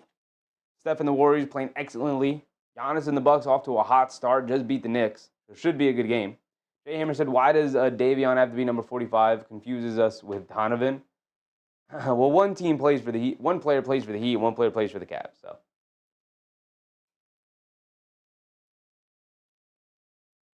not too confusing. Not too confusing. Walker tonight is 3 for 15 from the field. The 3 shots he's made have been the 3-pointers. The 3 for 8 from 3 he is. He's got 15, 5, and 5, so he's trying to have an all-around game and whatnot, but Jay Hammer said, yeah, but when they play each other, it's a nightmare. Good point. Good point, Jay Hammer. Very true. Very true. Walker hit 2 threes in the first quarter and then did nothing else offensively the rest of the game. And then finally came back. Well, he is up to 15 points. He has gone to the foul line. He is attacking the basket. He just can't knock anything down. Hasn't knocked down any of the middies he's taken. Hasn't knocked down any of the shots he's taken when going to the rim. It's been a struggle for him all night long for sure.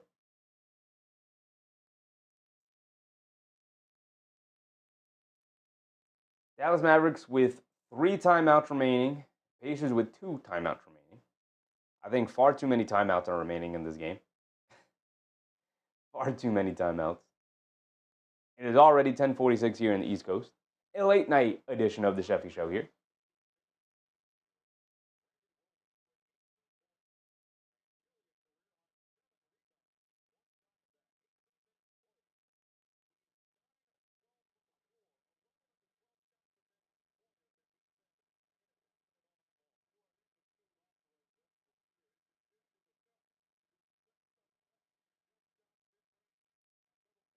Cooper Flagg is going to come into the game. Najee Marshall is going to come into the game. Pascal Siakam to the bench.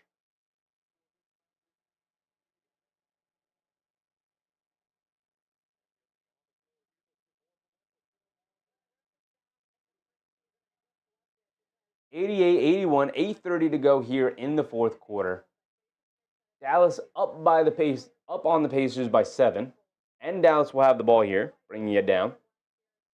Mac McClung is in the game with Shepard, Neesmith, Walker, and Bradley. Mavericks with Flagg, Christie, Powell, Marshall, and Brandon Williams, the star of the show so far tonight. Cooper Flagg on the left wing, being guarded by Walker. Coming to his right, throws a lob. Dwight Powell can't get the dunk to go down. A great lob pass from Flagg. 3 in transition for Neesmith. Tosses up an air ball and then blocked out of bounds as Tony Bradley picked up the loose ball. So it'll stay with the Pacers here.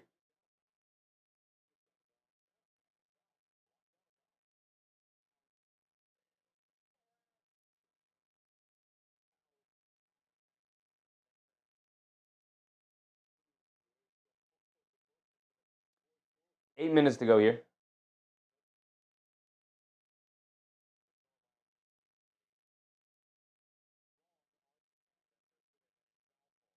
Pacers will inbound it under their own basket. Get it over to Jarris Walker in the left corner, being guarded by Flagg. And Flagg fouls him.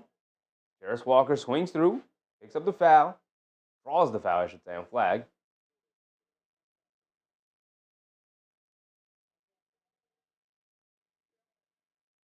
So McClung will now inbound it.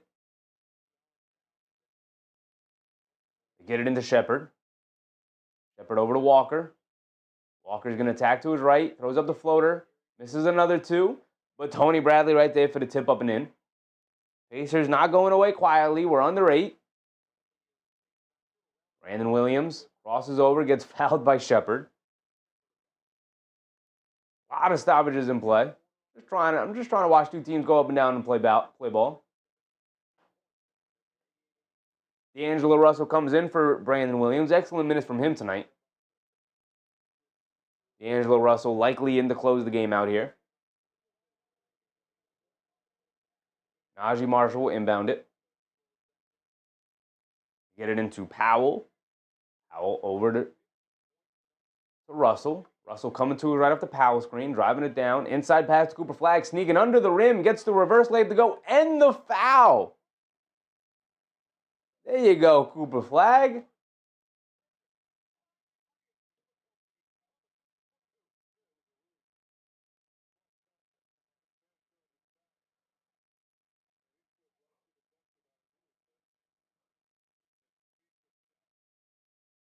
So Flagg will go to the foul line for one more. He's up to 11 points. Now he's up to 11 points after the made free throw. Back up by 8 as well for the Dallas Mavericks. 7:30 to go here in the fourth quarter. Time winding down on the Pacers. Got to start building some momentum here. You get it over to Ray J. Dennis. Siakam still on the bench. Over to McClung. McClung in some high-quality fourth quarter minutes here. Back out to Dennis. Shepard spins, excuse me. Kick it out to Walker. Walker's been the go-to guy here. He's being guarded by Flagg. Crosses over, mid-range pull-up jumper. Excellent defense. Didn't matter. Jarris Walker, probably his most difficult shot of the night, banks in the mid-range follow-away jumper over Flagg. Russell up top, coming to his left. Now coming to his right off the rescreen from Powell. Step back right wing three for Russell. Can't get it to go. Powell gets his fingertips on it. Tony Bradley still knocks it over to McClung. McClung hit ahead to Shepard, who smokes the layup there. Good chase down effort from Flagg there to deter the finish on the left side. Forced Shepard to switch over to the other side. And then Flagg in the lane knocks down a lefty hook shot. And you got to give a little showboat there for Flagg. He's having fun out there. Feeling himself right now. Walker steps back, pump fakes, out to McClung. McClung coming to his right off the Bradley screen, down the lane. Shovels it over to Nesmith, little fall away mid-range jumper. In and out, can't get it to stay. Tony Bradley gets shoved under the rim. Powell with the rebound, and Flagg has it on the right wing. Flagg's now hooping. Flagg is now hooping. He's got the ball in his hands. He's feeling himself, putting his head down, attacking over to Powell. Powell shoves it over to Marshall. Marshall going under the basket. Tries to kick it out to Russell. But they call the foul on the pass attempt from Najee Marshall. Would have been a free 2 points for the Pacers. The Mavs catch a bit of a break there. We're past the halfway point here in the fourth quarter. Time winding down and an 8-point lead for the Mavs here. Now Pascal Siakam will sub in for the final 6 minutes here.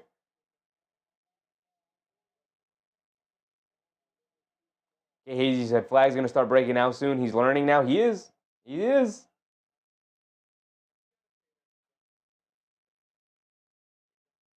Russell inside to P.J. Washington. Gets the layup out of it. And a timeout for Indiana as Dallas is now back up by 10. Holding on to this lead. Holding on for dear life. 5:46 to go.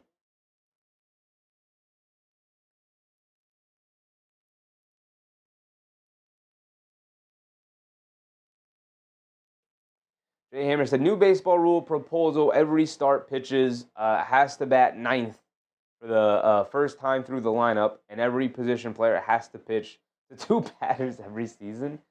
Crazy rule. The first part of that rule is somewhat reasonable. The second part of that rule is kind of crazy, Jay Hammer.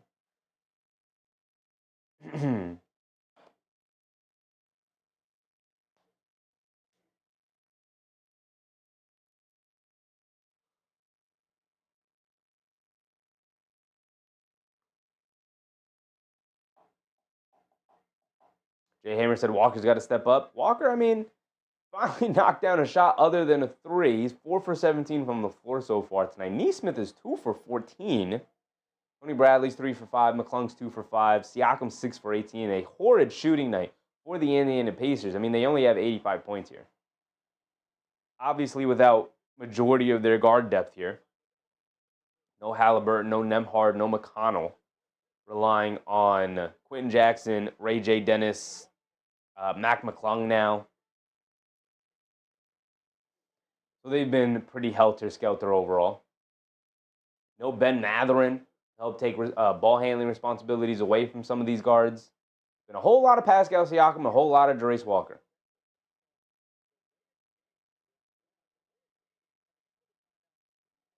Technical foul for the Mavs here. Their second delay of game as they were too late coming out of their timeout there. So free point for the Pacers. Can't be giving away free points here. You're only up 10. Cooper Flagg so far tonight. 13 points, 8 rebounds, 4 assists.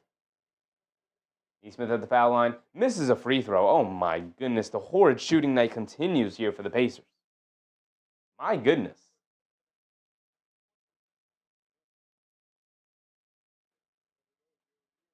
Pacers will now bring it down after the timeout.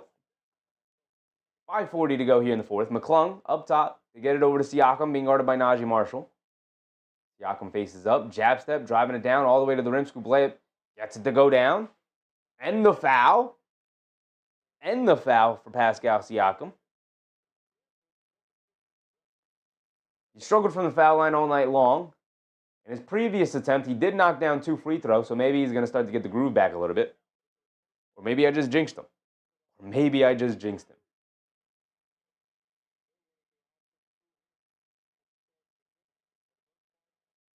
Siakam comes up short on the free throw because, of course, somebody on the Mavs hit the floor hard.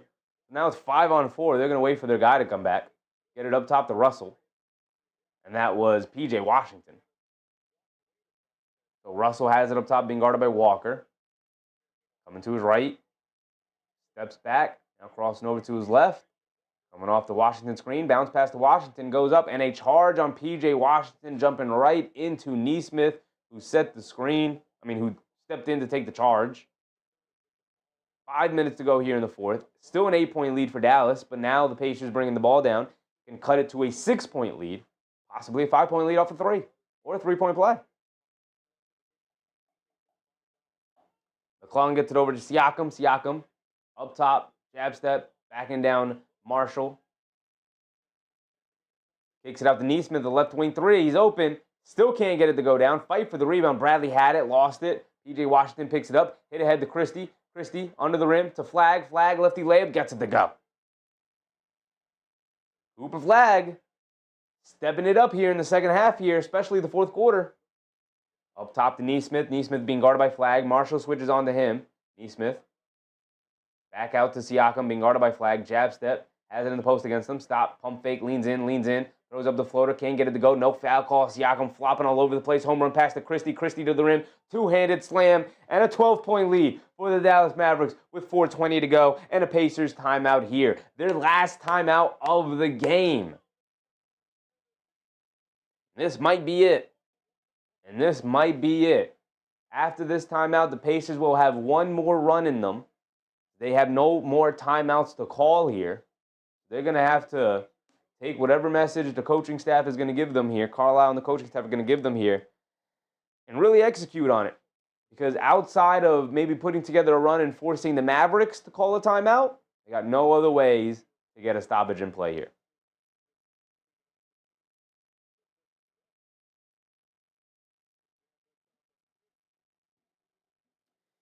Mr. Frutility said, stop jinxing Siakam.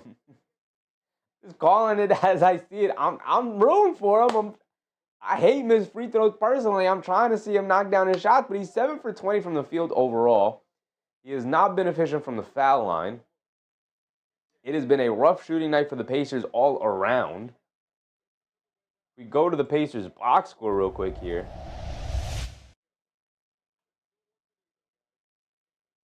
The Pacers as a team are shooting 33.3% from the floor and 22.9% from three-point range.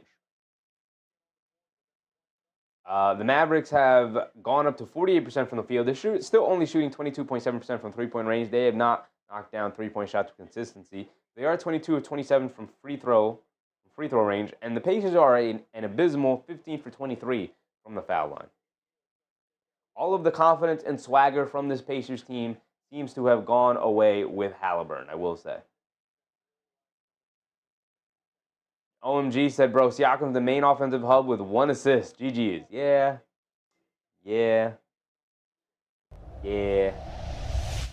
Dennis has it up top. He gets fouled by Russell. So it'll be side out of bounds right now.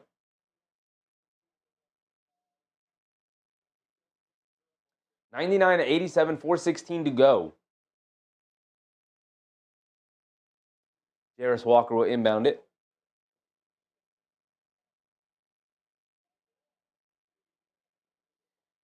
To get it into Ray J. Dennis, who's in the game. Over to Siakam, back outside to Dennis, who fires a 3, and he rattles it in. We've seen Ray J. Dennis in the preseason pull his team back into the game. Can he do it again? Russell loses the handle. Walker picks it up. Uh-oh. Here comes Jarris Walker, hit ahead to Siakam. Siakam goes right through the chest of Flagg, kicks it out to an open Dennis. He can't knock down that 3, and Flagg knocks the rebound over to Russell. Hit ahead, Najee Marshall ahead of the field. Gets fouled by Shepard. Is that Shepard or is that Ray J? That's Ray J. Dennis. So he's going to go to the foul line for 2 free throws here with 3:40 to go in the fourth quarter here. Jay Hammer said, the reason that all pitchers should have to bat that maybe they will stop throwing at people's knuckles, man.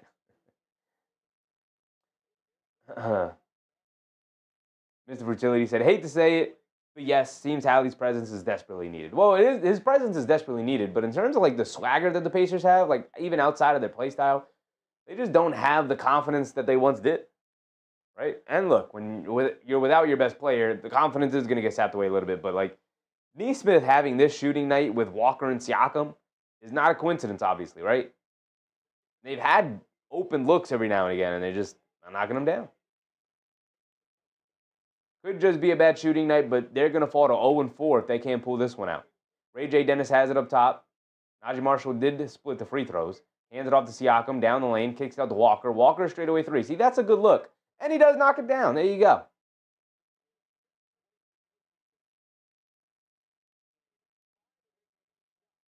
Seven-point game here, 3:17 to go. Some a full court press here for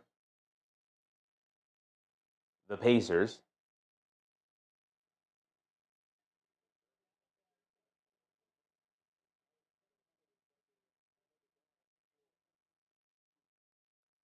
Get it into Marshall, who'll bring it down.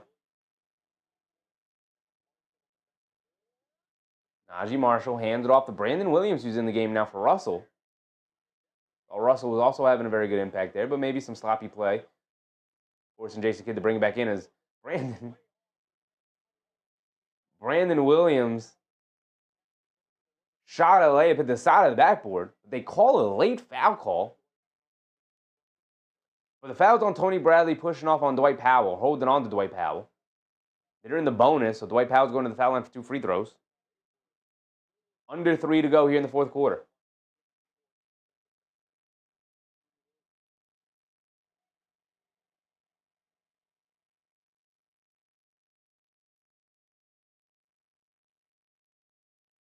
OMG said, thanks for the coverage. Appreciate you. OMG, we live every night. As long as the game is close, we will stay live. Right? Sometimes if it's a blowout, maybe we'll cut it off early because no sense in watching a fourth quarter blowout. But try to bounce around the league. Try to stay live for as long as possible. Try to give you guys the full show. Powell does miss the second free throw. Split them there. 93 to 101. Still an 8-point game. Dennis up top, over to Siakam, right wing three, set his feet, fires, and he rattles it in.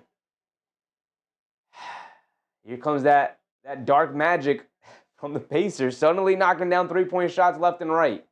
2:30 to go here in the fourth quarter. It's a 5-point game. Pacers are not out of it. They get it over to Powell.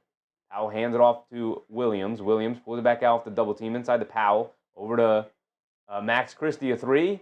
In and out, halfway down. He can't get it to stay. Dennis had it, lost it, picks it back up. Now over to Walker. Walker bringing it down. Steps back out to Dennis. Dennis a three. Can't get that one to go. Flagg comes flying in for the rebound, but a foul down low on Tony Bradley. 2 minutes to go here. 5-point game. They're not out of it. A little bit of a heat check shot there for Ray J. Dennis. Didn't like that shot at all. Didn't really like that shot. Didn't really love that shot there from Ray J. Dennis. He did have, I believe that was Siakam coming down the other side of the court. Dwight Powell's back at the foul line, by the way, because they are in the bonus. So, foul on Tony Bradley. Powell back at the foul line. He split a pair earlier. Does knock down the first one.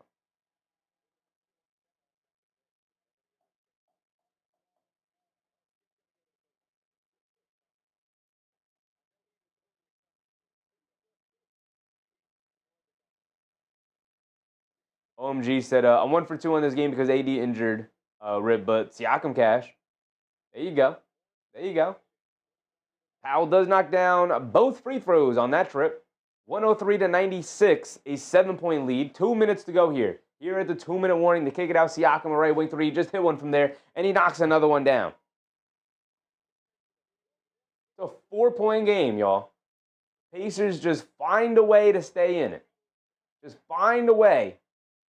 Even without Halliburton, the comeback Pacers are still alive. They get it over to Flagg. Flagg over to Christie. Christie going along the baseline. Shovels it inside to Powell. Powell at the rim. Gets blocked by Siakam. Siakam picks it up. We're bringing it down the other way. 99-103. Hit ahead to Jackson. Jackson driving it down. Kicks it out to Walker. Walker 3 over Flagg. Well short. Airballs it. Fight for the loose ball. Dennis can't save it. It goes out of bounds. It'll go back to the Mavs with 1:30 to go.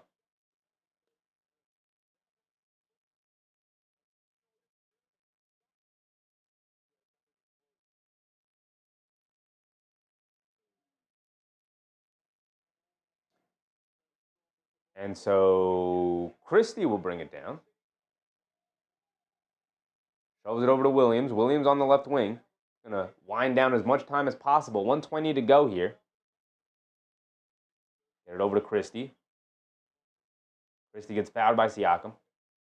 Sending him to the foul line here.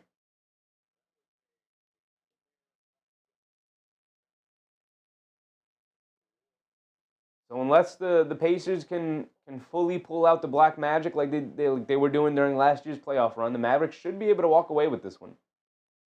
Their second victory of the season, and the Pacers will likely fall to 0-4 here, but the game's not over yet. 1 minute and 14 seconds to go, an eternity in basketball.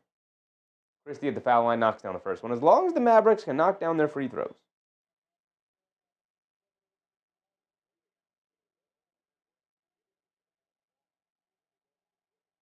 Dwight Powell to the bench. Fantastic night for Dwight Powell.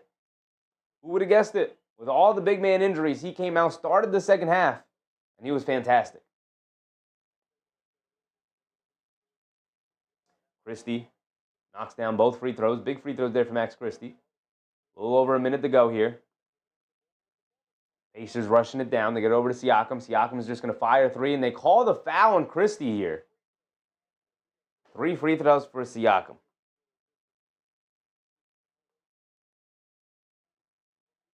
I got to see the replay on that. I didn't love that call. That's not a foul call to me. It's not a foul. Not a foul. Unless we're going to start giving the same response to guys who go to the rim to shoot layups as you know, if we try to protect guys who go to the rim to shoot layups the same way we're protecting the three-point shooters now. Come on, man. Max Christie is literally getting out of the way. He's literally like this to Siakam and getting out of the way, and they still hit him with a foul call. Siakam knocks down the first one.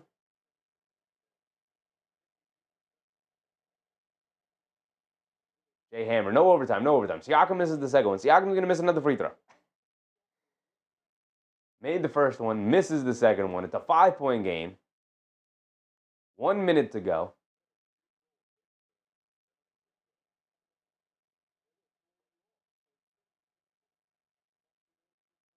Does knock down the second one. The third one. It was 2 for 3 from the foul line. Get it into Brandon Williams. Guarded by Jackson. Bringing it down. Gets fouled by Brandon Jackson. He's going to go to the foul line for 2 free throws here. 1:05 to go.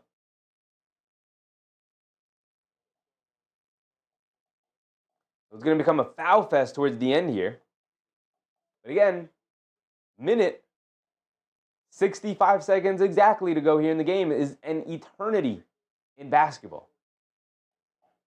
And it's only 4. Brandon Williams at the foul line. He takes care of business. He can make it 6.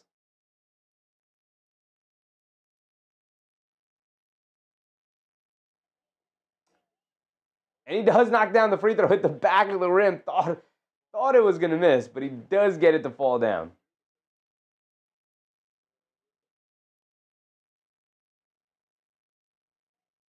Brandon Williams got a nice lucky bounce on the first one.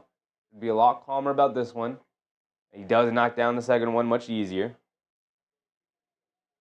6-point game. Brandon Williams up to 20 points tonight. 1 minute, under a minute now. Get it over to Siakam. Siakam dancing with it. Got to chuck up the threes. Way off on that one. Rebound for P.J. Washington. Over to Christie. Looks like they're just going to let them wind down the clock. Hit ahead to P.J. Washington. Washington. Out to Christie. Christie. Throws it away. Max Christie. Multiple mistakes here. Calm it down, brother Max Christie. Calm it down. He said he made the Halliburton bounce 3. He did. Come on, brother. We didn't have to bring up the Halliburton bounce 3. He did, though. He hit the back of the rim. Ball bounced up, and it came down for the free throw for Brandon Williams. Brandon Williams comes out of the game for defensive. They're going offense-defense here with Brandon Williams and Martin here. Step back three for A.J. Dennis. He gets it to go. It's a 3-point game. Dallas uses a timeout. 30 seconds to go. Like I said, somehow the game is just never over. Game is never over here. Najee Marshall's hurting, holding his shoulder, going to the bench. Trainer comes immediately out to meet him. Ray J. Dennis, we watched a preseason game where the Pacers played the Timberwolves, and Ray J. Dennis, down the stretch of that game, led a Pacers furious comeback, brought it to an overtime period. I don't remember who won it, but we will never forget the legend of Ray J. Dennis here on this channel. Also an incredible name. Ray J. Dennis.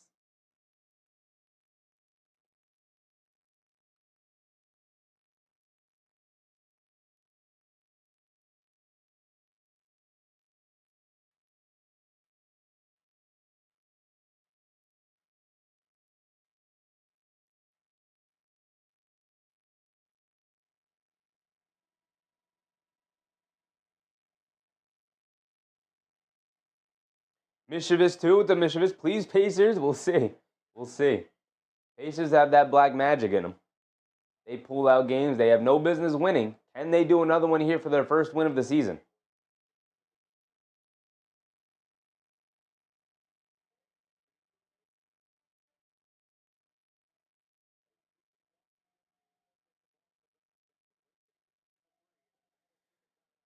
So we have 30 seconds to go.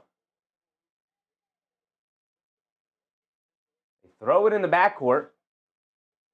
Brandon Williams has it up top, 30 seconds to go. Williams, they're going to play it straight up. Indiana needs one stop. Brandon Williams winding down the clock, coming to his left off the Flagg. Flagg catches, goes, back out to Williams. Williams a three, way off, loose ball. Flagg dives where he can't get it. Over to Ray J. Dennis, he's bringing it down. 5, 4, Ray J. Dennis gets fouled. Good foul. Sending him to the foul line for 2 free throws here. Great foul. Is that Brandon Williams? Great foul. Don't give him the opportunity for the 3. It's going to send him to the foul line for 2. You're going to have to make 1. Purposely miss the second. Mr. Frutility said, please channel the Hallie. Mr. said, we don't want Halliburton or McConnell. We don't have Halliburton or McConnell. We're so fried. Yeah, your point guard depth is obliterated so far this season. Dennis knocks down the first one. So what do you guys think? Do you miss the second one? Go for the rebound and the putback? Would send it into overtime. You hit the free throw and then immediately foul and play the foul game.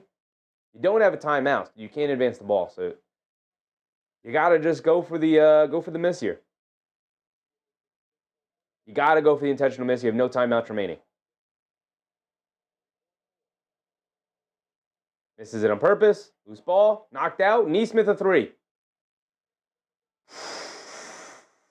They almost did it again, y'all. They almost did it again. Missed the free throw. Ball finds its way out to Aaron Nesmith, of all people, for an open right wing 3. Of all people, and he can't get it to go down. Wow. A clean look for Nesmith, who has been putrid all night long. So Nesmith ends the night 1 for 9 from 3-point range. Wow. Mischievous said this game is rigged. Fire everybody. It's all right, Mischievous. It's all right. It's a down year. As a matter of fact, you probably want to lose. You want to get into the lottery. It's a stack the draft. You're gonna get Halliburton you're gonna get Halliburton back next year. You're gonna be right back in the finals contention picture. Okay, he said, "Damn you, Nesmith, do that against us." Hey man. We don't gotta talk about it.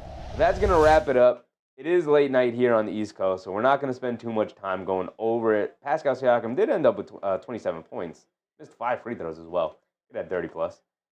Denver is absolutely obliterating New Orleans right now. Crazy. Not too crazy. Not baseball. Not here for baseball right now. The Blazers beating up on the Jazz. Lakers up by 12 on the Timberwolves. Grizzlies, Jazz in a close game. And we went over the rest of the games earlier tonight. So tomorrow, let's go ahead and end the poll. We will be doing Warriors, Bucks. A fantastic game. Excellent decision, y'all. I can't wait. Spurs Heat was a close second, but it's all right. We will be live for Warriors, Bucks tomorrow night. Should be a fun game. What time is that game tomorrow? That is a NBA TV game, 8 o'clock start time. Cool. We will be live at 7:30 as usual to go through the pre-game preamble as usual. Jay Hammer said, could have redeemed off night. Yeah. So we're going to have a good game tomorrow. We still will be able to be on Wemby Watch. Wemby averaging 31, 14, 3 assists, and like 5 blocks. So there's that. And then obviously we will be back with the Knicks on Friday. So I'll see you guys at 7:30 tomorrow. Will be fun. Again, a recap, the final score, 107-105. Dallas picks up their second victory of the year. Indiana falls to 0-4. And real quick, just want to give a shout out to all the channel members. Johnny Miller, Jose NYC, Roger G-Wall, OG Rue, Susan, Miguelito Hernandez, Shot Collins, James Sumler, Ellie Muzkov, El Tigre. Knicks will be 2026 champs. CP's True Mets Talk, David Miskelly, and my man Mark. Appreciate y'all for hanging out with me, and I'll catch you on the next one. Remember, get a good night's sleep, stay hydrated, and brush teeth before bed. Appreciate y'all. I'll catch you on the next one. Good night, everybody. Bye. Hold on. Bye.